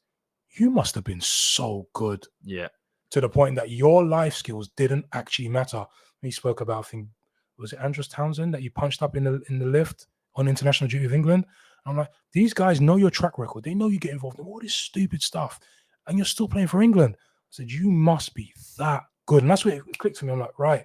I actually use him as an example for a lot of players. I'm like, unless you're Now Ranger good, you actually need to fix your life skills, you know? Because you're not going to make it. Yeah. He got so many chances because he was that good. Eventually, it was always going to run out and he was going to filter. Which it did. Which it did, eventually. And you even think of how long it took. I said, bloody hell, when you switch it on, you must be amazing. So I'm always trying to teach players, you have to get the basics right because that might be your opportunity to get in there because you're trusted in that respect. Because sometimes if you don't have that, someone might turn a blind eye to you. It's a men's environment. They need you to be ready. It's high performance. Sometimes there isn't patience, you know, and sometimes you have to understand some managers might be under pressure. So they think, I'm just going to use him because I can trust him. Rather than, as you may mention, super talented kid and obviously there's some issues there or whatever the case may be. And I'm always telling them, do the basics, right? Because again, as you said, there's players that are not meant to be the best players, but they get through because they're going to do the basics right. They got the basics right, which got them an opportunity and then obviously took it from there. Whereas there's loads of examples of super talented players that don't cut the mustard. And sometimes you have to look at yourself. So have you done enough? And sometimes when you're in the younger age groups, again, looking at Now again as an example, I said, because he got so many chances, that's the reason why he never changed his behavior. Because he knew, someone else will give me a chance. Because that's the way it always was for him. Yeah. So it's trying to teach them that eventually that luck will run out if you're that good at football. And eventually your career will just filter. If you want a career, you're going to have to focus on those little things that just give you a chance. Again, it's the same thing working in a workplace. If you're not turning up on time or you're not doing the right things, eventually they're going to get rid of you. You're just coasting. Yeah. Eventually they're going to get rid of you because they need you to perform to a certain level. Yeah. Obviously, football needs you at a high level constantly for as long as you possibly can. So whilst you're young, if you don't get those habits, it can be a long road. So don't let your talent be the be-all and end-all. There's one player that really frustrates me. I can talk about it now because he's not with Millwall anymore. But Michael Obafemi. Okay. So obviously we had him on loan. He signed on loan when Jaff did. Had the pleasure of meeting Michael.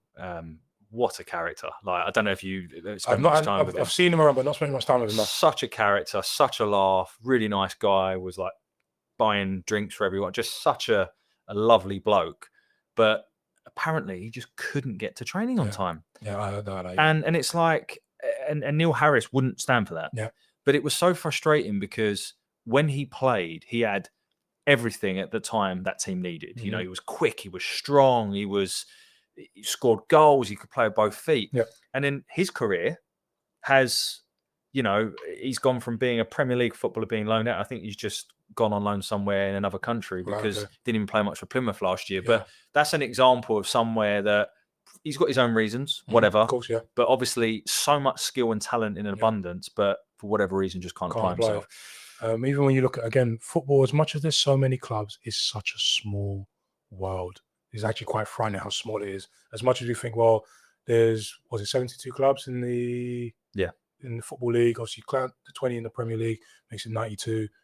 Then obviously you start getting into the National League, etc. There's so many clubs, but everyone's connected. So everyone's having conversations, but can you be trusted with X and Y and whatever? Or do we take that risk and then sign him and whatever it is? And some players don't apply themselves. I'm like, well, the ones that do, again, not to say the ones that do apply themselves will get through, because sometimes the game's not fair, is it? Sometimes you do apply, you apply yourself, you work really hard and you don't get a chance. Happens. But if you apply yourself, you get a bigger chance than someone who's just talented and may not apply themselves. So you're always trying to teach them the best habits. But some players are just genuinely like that. And if they don't sort it out whilst young, once you become a grown man, that's such a difficult habit to change. Unless you're just like, this is it, I'm doing it. But again, if you're allowed to get away with it for so long, when are you going to change it? Yeah, if I've got a 4-year deal and I'm earning whatever, then that then whatever. Come into it as well. Yeah. But anyway, I mean, I think, you know, in terms of applying yourself, I think, and having an impact, I think it's fair to say from anyone I've spoken to about you involved with the club, just speaking to you today, it's absolutely clear that you've had a big impact on the club I love. So personally, thank you for that, Craig. And it is with regret that we're going to share that you are obviously moving on, which you obviously announced. But by the time this video goes out, it would obviously be public knowledge. But do you want to just tell everyone what it is that you'll be doing? Yeah, so I'll be moving on to Liverpool Football Club, being an academy player care officer. So same role than what I'm doing, but on a smaller scale. I'll be mainly looking after the 9s to 14s, but then supporting the 15s to the under 21s. And there's 2 of us in the department, so we're pretty much going to be heading up the whole thing. But I have a focused set of players to work with. Again, I think I'll put in a statement. It's one of those places I can't say no to them. Yes, it's incredible. There's a couple of reasons for that. My dad's a Liverpool fan, so by right, I should be a Liverpool fan. Yeah, wait a minute. How did you become a Villa fan? Okay, so obviously everyone knows my surname. Emil Heskey is my cousin. Yeah. Who was the better footballer? Between me and him. I'm going to have to say it's him. On camera, I have to say it's him. When anyone else asks me, I'll give you a funny story, actually. How I became a Villa fan was, I was a Liverpool fan as a kid. My mum and dad split when I was about 10. After that, I ended up realising I actually didn't support Liverpool. I just followed wherever he went. So he obviously went to Wigan and started to follow Wigan and Birmingham, etc. He got to Villa, and that was the first time I actually went to watch a game. So then I got to go to the players' lounge and met the manager, the players. I'm like, I actually really like it. And so I've been a fan. Who was the manager at the time? Yeah, Gerard Houllier. But at the time, Gerard Houllier was manager at the time. Gerard, but he was unwell at the time. So RIP to him, obviously. Yeah. He was unwell at the time I went there. I met all the players and stuff. And I was like, I actually really like this football club. So I just became a fan. And I remember when he had Alex McLeish as manager, went into the players' lounge once. And he said, who am I here with? I said, I'm Emil's cousin. He goes, are you any good? I said, yeah, I'm better than him. He goes, we get you in for pre-season. And he had a quick laugh, and then he got sacked in the summer. I was like, that was my chance. That would be my one chance. But so my dad's a Liverpool fan. And again, by right, I probably should be one. I think if my parents didn't split, I probably would be. I guess at that time I just had no direction, so I just went with whatever. So my dad's already said, if he has to drive me up there, I'm going up there. So I've never seen him so proud of me. I think I've achieved some good things in life, but must be nice. That one was the pinnacle. He had no composure when it came to that. So obviously happy for him. And obviously Emil was obviously there. His best part of his career was there. And again, it's a bit surreal that obviously me as another Heskey is also going there. And it's the champions of England. For them to take on, this was something Scott Fitzgerald said to me, actually. I was quite clear with the interview process. So I had the first stage of the interview. It was online, and I was actually going to do it at work. Don't ask me why. I don't know where my thoughts were at that time. So I was the day before. I was like, okay, yeah, I'll go upstairs in the classroom and do it. Then it hit me. I'm like, am I looking to do this in my Millwall kit? Like, I can't do that. I'm like, so I told some of the staff, I said, look, I've got an interview with Liverpool tomorrow. Faces were like, what? Yeah, I've got an interview with Liverpool, same role, blah, blah, blah, blah. So keep it hush for now. Obviously, if I get through to the second stage, then obviously I'll make it more known. So I got through the first stage, and then second stage comes and said, oh, cool, I'm going to go and tell Scott Fitzgerald now. He's been really good to me. He's one of the best bosses I think I've ever had, really. I think I've told him that as well, to be fair. So I thought, I'm going to be clear and open with him. Funny enough, he already knew when I told him. He wouldn't tell me who told him, which is... You did say football was a small world. Football was a small world. And he said to me, obviously wishes me all the best. He said, you can't say no to places like that. Yeah. You know, he said if he was to leave the club, there would only be one of 5 places he would go to. So it has to make sense. And Liverpool was one of them. So you can probably work out what those places are without me having to even say them. Because I was saying I wouldn't go to QPR, I wouldn't go to Charlton. I wouldn't go to Fulham. As much as Fulham are higher category than us, I wouldn't go there because it's obviously a step up, but it's not a step up. It's not like a completely different world. It's not the champions of England. It's not. It's again, if it's Man United, Man City, Chelsea, Arsenal, I can't say no to those guys. I'm like, that's a big jump. Yeah. So he even said it's for them to want to take on a Millwall member of staff, which doesn't ever happen, is obviously credit to what we're doing. Yeah. Here. Yeah. For them to even think someone from Millwall is what we need. Yeah. So when he said, I said, yeah, you're right. He said, we don't get staff to do that. They might go somewhere else to then go to somewhere like that. Direct move. But the direct move is like it's unheard of. So everyone's been like really, really happy for me. And Alex Neil even said to me today, he goes, it's been a pleasure and like what a move. And you know, Steve Gannon, everybody's been really, really complimentary of me making that move because again, it looks good on us and what we're doing. And obviously it's a scary move because it's a big jump. I've been up there the last Are you 2 moving days. up there? I have to, yeah. So how do you feel about that? Like it's a bit scary. Again, start thinking of players now, and I'm like, when you have to move clubs and go to different areas, we just think because of money, everything's fine. And I'm like, that can actually be quite scary. You're going to leave everything you know and etc. I'll give you an example of one thing I'm leaving behind is my barber. I'm like, I've had my barber since I was 5 years old. That's 30 years he's been cutting my hair. Now you know my age. And I'm like, I'm going to have to change barber. And I said to Emil, because obviously he lives up that sort of way. And I'm like, I'm going to need your help because like I'm used to the same person. Mate, I get my trim done every week. I know what it means. It can be tough for players even to make moves. So whoever think, oh, why wouldn't a player just move up there or the money? Or it's got to make sense for them and their family. So again, going back to Romain, for me as a player care officer, Crystal Palace was the best move for him. Not necessarily about money or whatever.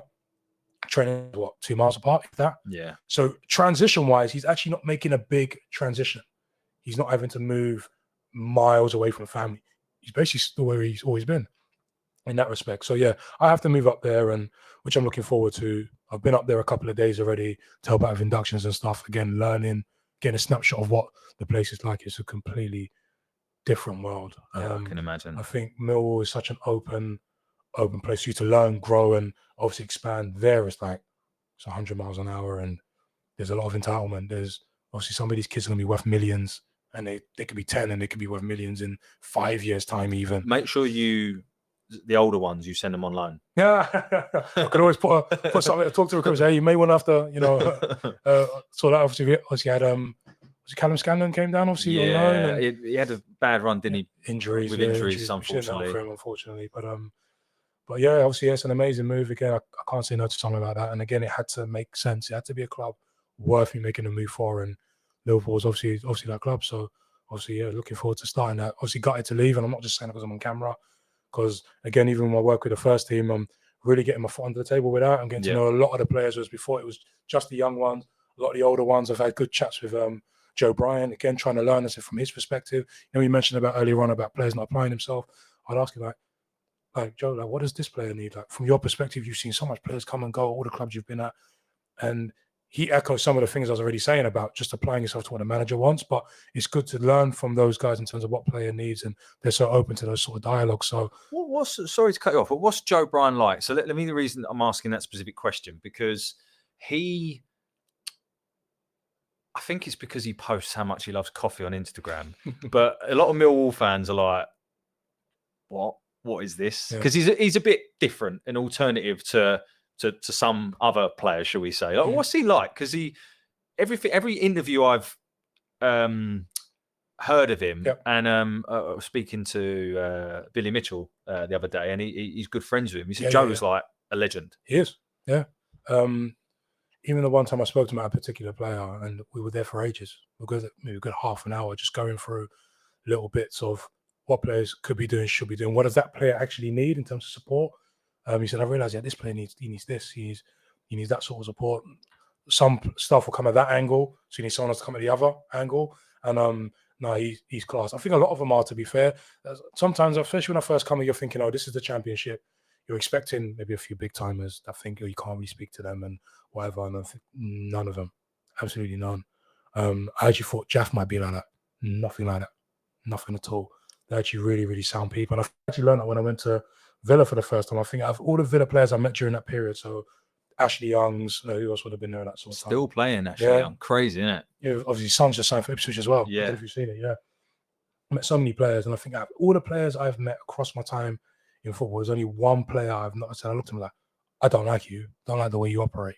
Funny enough, that was actually at Villa. Everyone else I've met since then, I'm like, mate, all sound guys, it's just so cool. You expect them to be this sort of persona. And I think actually, I'll give you an example of a persona where I thought, you're nothing like what the media makes me think you are, was Stephen Ireland. You know, you say all that stuff, with Stephen Ireland, he's this and he's that. And I met him, and in my head, I'm like, you're actually really cool. Like, what's all this noise about? And I can imagine Paul Pogba would probably be the same. He changes his haircut. There's all this noise. Oh, his haircut, like, he's not applying himself.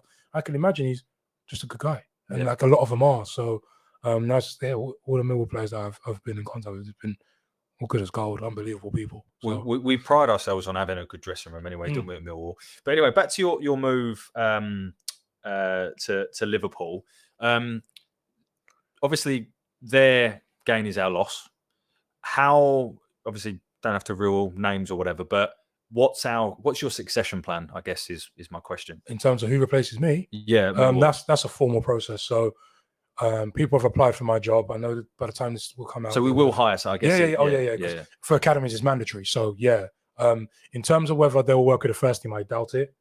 Because, I mean, I've built a program we've all built a program from the bottom up. So I know the ropes. Whereas someone that's coming in, it's going to be a little bit of a whoa.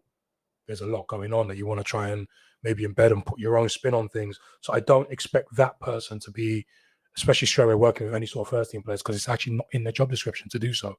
So they're going to have to be embedded in the academy first before venturing out to anything else.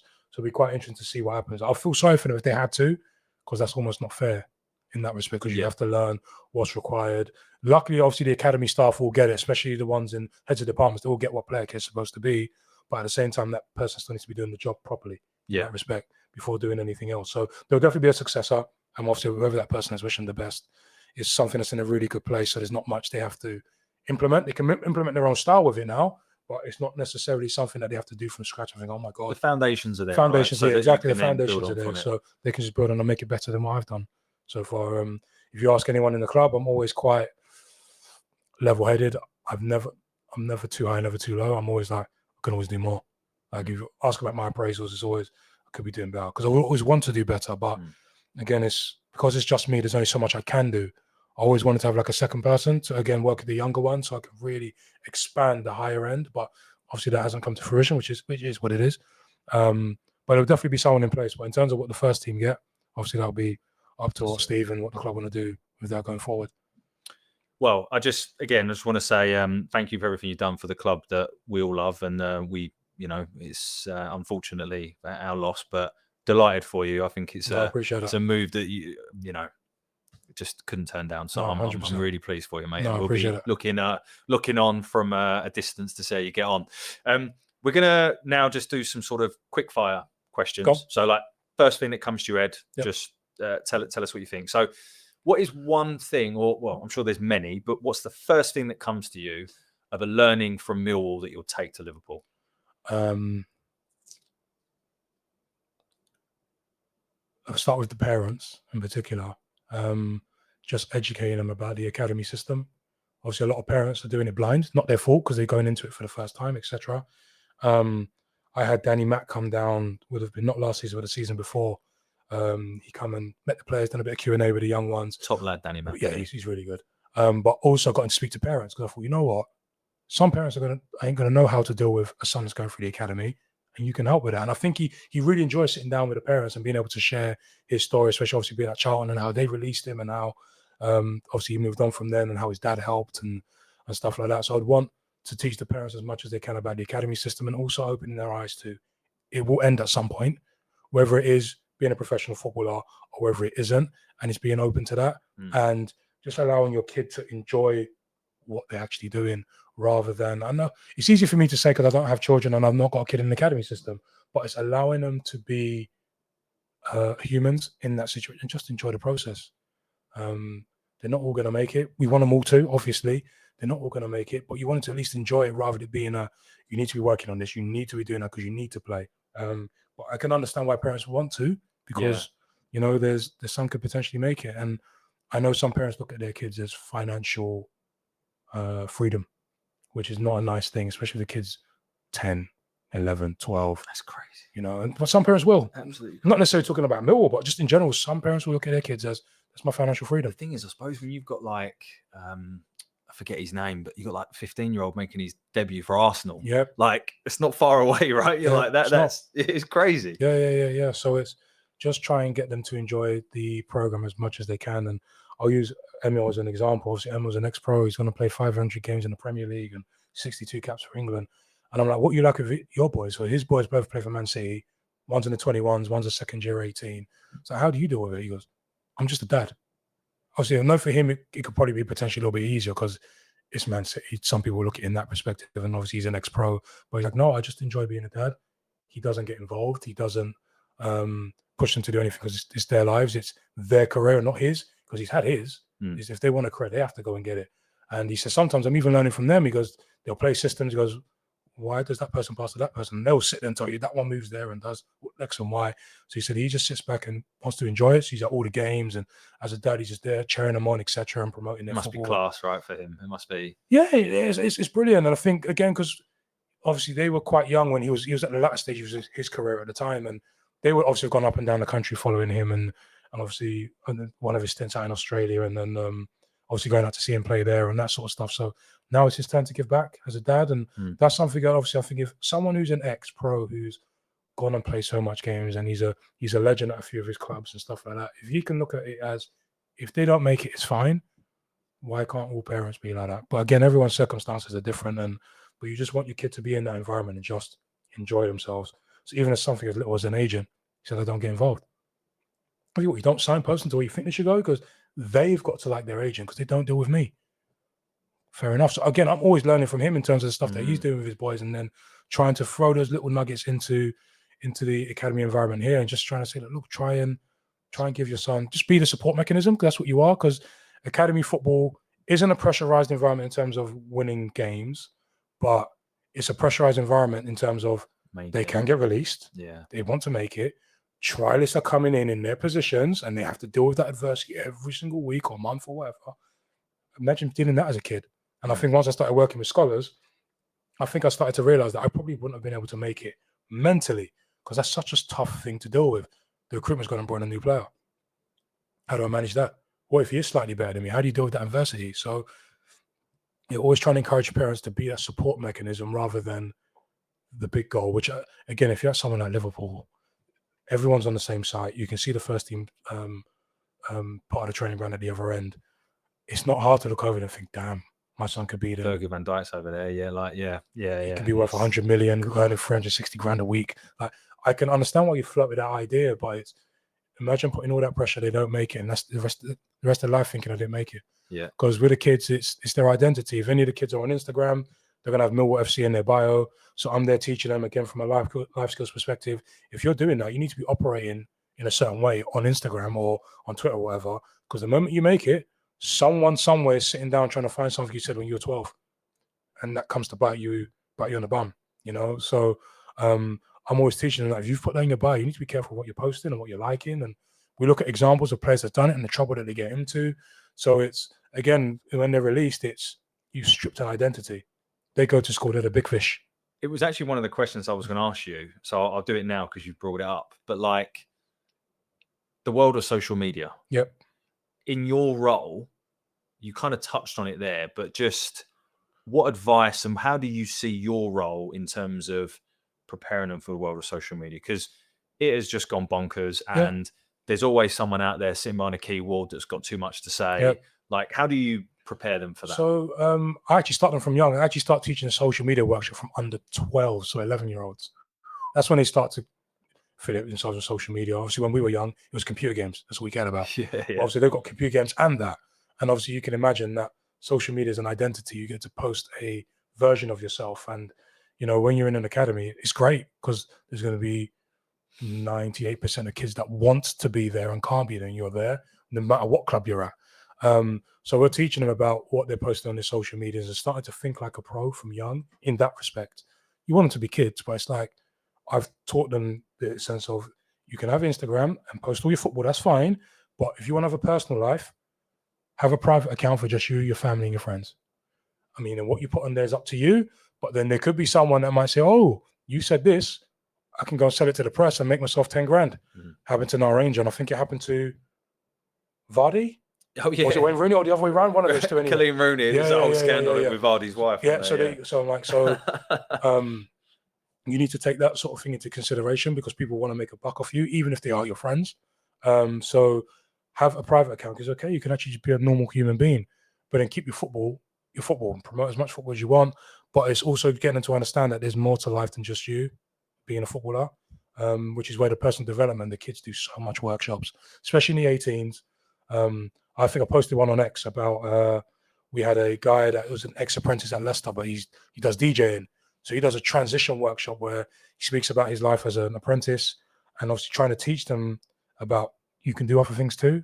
There's more to just being a footballer. He showed the pictures of FA Youth Cup games, played against Marcus Rashford, etc., etc.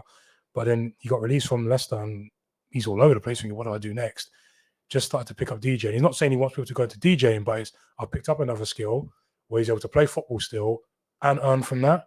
So he just gets the boys thinking, oh, you know what?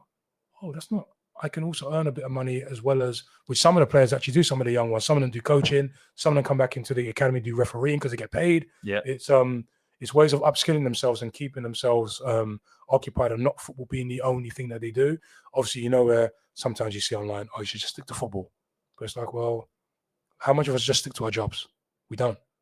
We'll do our job. Once we clock out, we're getting on with everything else, our house renovations. Look at this. Exactly that. Yeah, right now. Exactly that. Yeah. So why aren't footballers allowed to do that? We think because they just get paid X money that they shouldn't. But we're always teaching the kids about upskilling themselves, but mainly because they're not all guaranteed to be players. Yeah. So do upskill yourself. And again, a lot of them will be good enough to play non-league. So you can go and earn £500 a week playing part-time, as well as having a full-time job. So teaching them that. So I'm not going off on a tangent a little bit. There's even another transition workshop we've done with a guy that's quite motivational speaker. But I told him to do it bespoke and get it focused around players around in the National League and League Two. Because obviously when you're an apprentice or a 21s player, you're not even thinking of Mill, you're thinking of Champions League, World Cups. That's what they all want to do. And I think I've only ever had one player say to me, this was an under 16 player once, he said, I asked them, I'm pretty sure if Real Madrid came here for any of you, all of you are gone. This one kid said no. And all the kids turned around, I was like, what? He goes, I want to play here. Love like, that. No, you're chatting rubbish. Everyone said it. And no, I want to play. And he was dead serious. Has he played for us yet? No, he hasn't. So when we did the transition, I said, focus on players in the National League and League Two, because trajectory-wise, a lot of them will be in that sort of remit. Yeah, it's getting them to understand that some players enjoy playing National League because it suits their life better. So you have some players that get promoted into League Two and go straight back down because of the life that they've set. So I remember one player, what was his name? Ross Lafayette, used to play for a dozen teams in non-league. He got promoted. No, he got a move to Luton, who were League Two at the time, which meant he couldn't run his business as much as he used to. He was actually earning less because of the move, because he had to go full-time. So he did a year and he was like, this doesn't actually work for me. I'm better off in non-league, where he can obviously play the 3 mornings a week, whatever he does with his club, and still run his business. He earned more money that way. Yeah. So he used that example of there's players in the National League earning more than players in League Two because they needed that freedom. Because it just suits their life. Yeah. So it's getting players to understand, oh, you know what? Because some of them will be money driven. And then they don't realize how much money they could actually make at that level. They just see it as, it's not the championship, so it must not be good. I was like, no, some of them are earning very good money. And on top of that, got their business or whatever it is that they're running on the side, which accumulates to this amount of money. And some of the faces are like, oh, all of a sudden perspective changes. Yeah. So again, it just gives them the opportunity to look at other avenues of playing and doing other things on the side. And some will find, they probably prefer playing part-time. It works better for them in the life that they're now living. So we're always just trying to prepare them for the next part of their lives. So that's a big thing that we're always trying to encourage the kids. And again, it'll be something I'll be trying to implement, although it'll be very difficult at club at Liverpool, because a lot of them will have much more of a chance of being a professional because of their Cat 1 and filtering down. You're probably looking at maybe League 1, League 2 maybe. But again, it's just opening their eyes to there's so much more you could be doing to add up the money you may not get if you were to try and obviously reach higher up. So, and you'll have a proper blend at Liverpool. I'm guessing, right? But you'll have a blend of players that Liverpool have plucked the best of the best from other academies. Yeah, that will happen. Yeah, and then you'll have literally probably lads from very working class backgrounds from Liverpool, from Merseyside, and it's like, what a blend and you probably get like foreign academy kids that they pluck. You'll have all these different personalities to play with. I think it's going to be amazing for you. Yeah, I'm looking forward to it, and I'm excited. As much as I'm gutted to leave here, because saying before, the work that's been done and where it looks like it was going in terms of, again, my work with the first team, it's like, it's a shame it's got to this point, but again, the next one's like, wow, you have to. Yeah, I think the club would obviously push me to go if I said no. Like, are you stupid, so to speak? I'm really looking forward to it. I'm excited.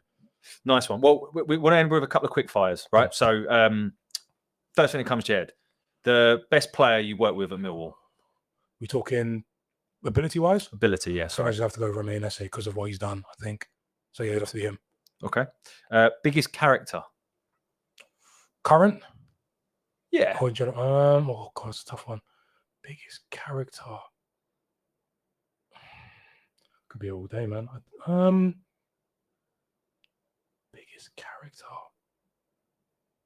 or just like a story of a player that you're like, that was a funny moment, or something that they did, a bit of banter or something. It's a tough one. I should have thought about it before coming on in. Biggest character.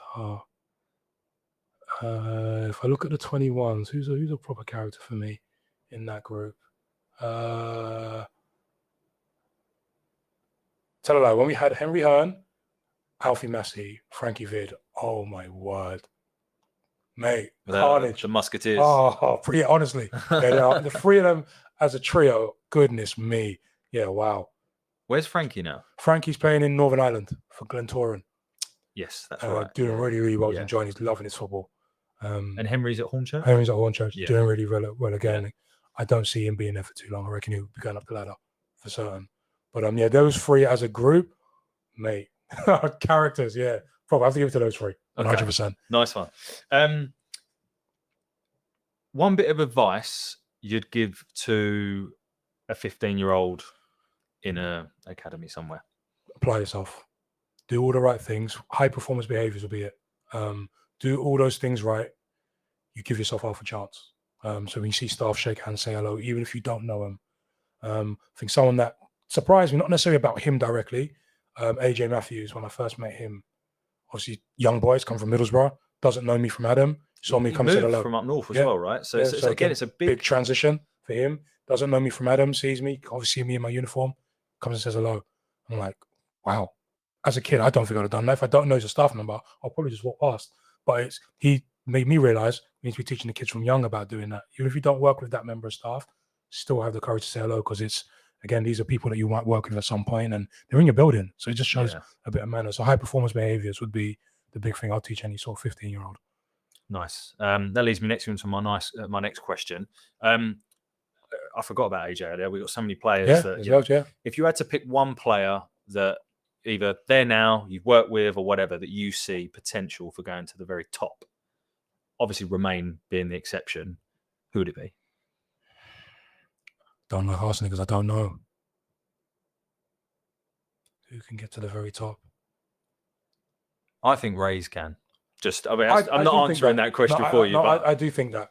Again, watching him at Cardiff that day, I was in awe. I was like, what the hell? Jack Allen, I think they've all got a chance. Sheldon. To be honest with you. Sheldon, yeah, for certain. They just got to bide their time and just continue to work hard as they do anyway. But I think they've all got a chance. Alfie Massey's really good. I think, when I first walked into the academy and looked at the 18s just as a start, I think he was one of the first players I looked at and I was like, okay, yeah, I think he's got a good chance. Without knowing anything, I think he was one of the first in the 18s. I thought, I think he's got a real chance, that kid. But obviously he's doing his stuff as he is. But I think they all have. Just again comes down to opportunity, chance, whenever it happens, whatever. But yeah, those three that you mentioned, I think they've all got very good chances. What was your favourite moment or memory at Millwall? FA Youth Cup run for the 18s, unbelievable. In terms of getting to the semi-final that year, really put them on the map. They put the club on the map in terms of the academy. Do you know much about Rising Ballers, the platform? Yes. They did the video with it was a YouTube video, right? YouTube I video? got something completely wrong? Am I going off? YouTube video regarding what? I thought there was a video of the lads that Remain was on it. No, I think about the Sky different. Sports. That one. It was the interview and he did it at the Den. You talking about that one? Yeah, and he was like taking shots against someone. I've gone off a complete tangent. Right. No, I think that wasn't Rising Ballers. I know what you're talking about. Oh. Yeah, that wasn't Rising Ballers. Obviously, them doing so well that year, obviously put the academy on the map. Everyone's looking, okay, Millwall are really producing. I think there was one particular weekend or week, 21s beat Watford 7-0, 18s beat QPR 12-0. They've gone and promoted that. And Ralphie Beckwith being the youngest scorer in the FA Youth Cup history in terms of the penalty that he scored, and obviously putting that on their platform. So I think that's like a really good highlight. Seeing those kids have those moments. Again, even the kids that are not with us no more that's been released, it's like, you made history. The club haven't got that far since 1994 from what I've heard. So I'm like, you made history, and you were up against Leeds in front of 10,000 people. Some of them may never play in a crowd like that again. They had a real feeling of what an away game feels like. There was 10,250 Leeds fans and 250 Millwall fans. And when Cavani Hayward scored the first goal, and you can just about hear us in the corner, I was like, this is what a real away game feels like. And it's such an amazing experience for all of them. It's like a League One crowd. Yeah. And some League One crowds may not even get that. You had that in under 18 semi-final, which is incredible. And you were so close to getting to the final playing against Man City. Like you did that. You went on the run and done that. So that, and obviously then winning the PDL Cup that season as well. The 21s winning the Nationals. That group was amazing. I know this year the 21s are playing in the Premier League Cup. So that's against all the Cat 1s. So you get to play against, they might get Man City, Chelsea's and all of them. And I actually wish that group, so he was in that group then, Chinakoli, Kamal, Nino, Romain, Abdul Malik, Nana, Amaku, Nana, Arthur Penny, Alfie Allen, who was goalkeeper, Joe Wright. There was some really good crop of players that obviously did well in the Nationals, as we saw. Obviously, the best group in the PDL by far that year. It would have been amazing to see them against Cat 1s. When I saw it come, I was like, damn, I would love to have seen that group play in that and get them against, I guess, the best under 21s that are not playing first team right now across the country. That would have been amazing. But them winning the Nationals was great. I was actually watching it from a hotel room. I was at the Premier League conference. I missed out on Sir Alex Ferguson's talk at Old Trafford to watch them. No, I didn't miss out. I chose not to go. I said to my colleague, I was like, need to watch the boys. I'm watching the 21s play. Sir Alex Ferguson is obviously one of the biggest legends in the game, but that was more important to me, watching them play. And if I'd missed that, and they've obviously gone on one, I should have been upset with myself. So I had to miss that and watch it. Sat in my hotel room and watch it. You made the right call. I did, 100%. Don't regret it by any stretch of the imagination. So sorry, Sir Alex, if you missed him. I'm sure he is. I'm sure he don't care about me anyway. So finally, Craig, your Millwall story. Sum it up for us in a few words. It's been a roller coaster in a good way. I've learned so much. Again, from the day I walked in, and that feeling of it being a much bigger deal than what I was at Leyland, and that's no disrespect to them. Again, the fans embedded me, and obviously, when I obviously highlight the players and what they're doing, and they all tweet back. I don't reply to everyone because I can't, so I'm not doing it to be rude. But I can't get around to everyone, and again, I've got to be careful with what I say and what I do. But just that feeling of I'm a part of it, I think I really, really love that, and I'm going to miss that part. I think in particular, because I feel like once I go to Liverpool, it's not going to be the same. Because the academy is obviously going to be great, but everyone cares about the first team. Whereas I think this club has shown that the fans here have shown they care about all of it. Like if you're wearing a Millwall shirt, we're interested. What they won 12-0 this weekend, that's brilliant. I'm glad we know that kind of thing. So I'm really going to miss that. But I've really appreciated them embedding it. And I've even had some suggestions about stuff. So I'll give you an example of one.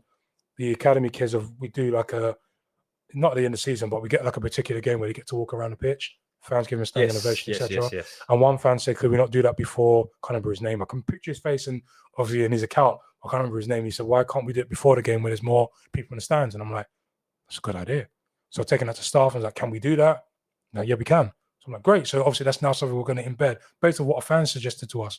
So that side of it I'm definitely going to miss. Obviously, I've built so much relationship with staff. Obviously, built a program with the help of staff and the players. Without the players, there's no program really in terms of them buying into it.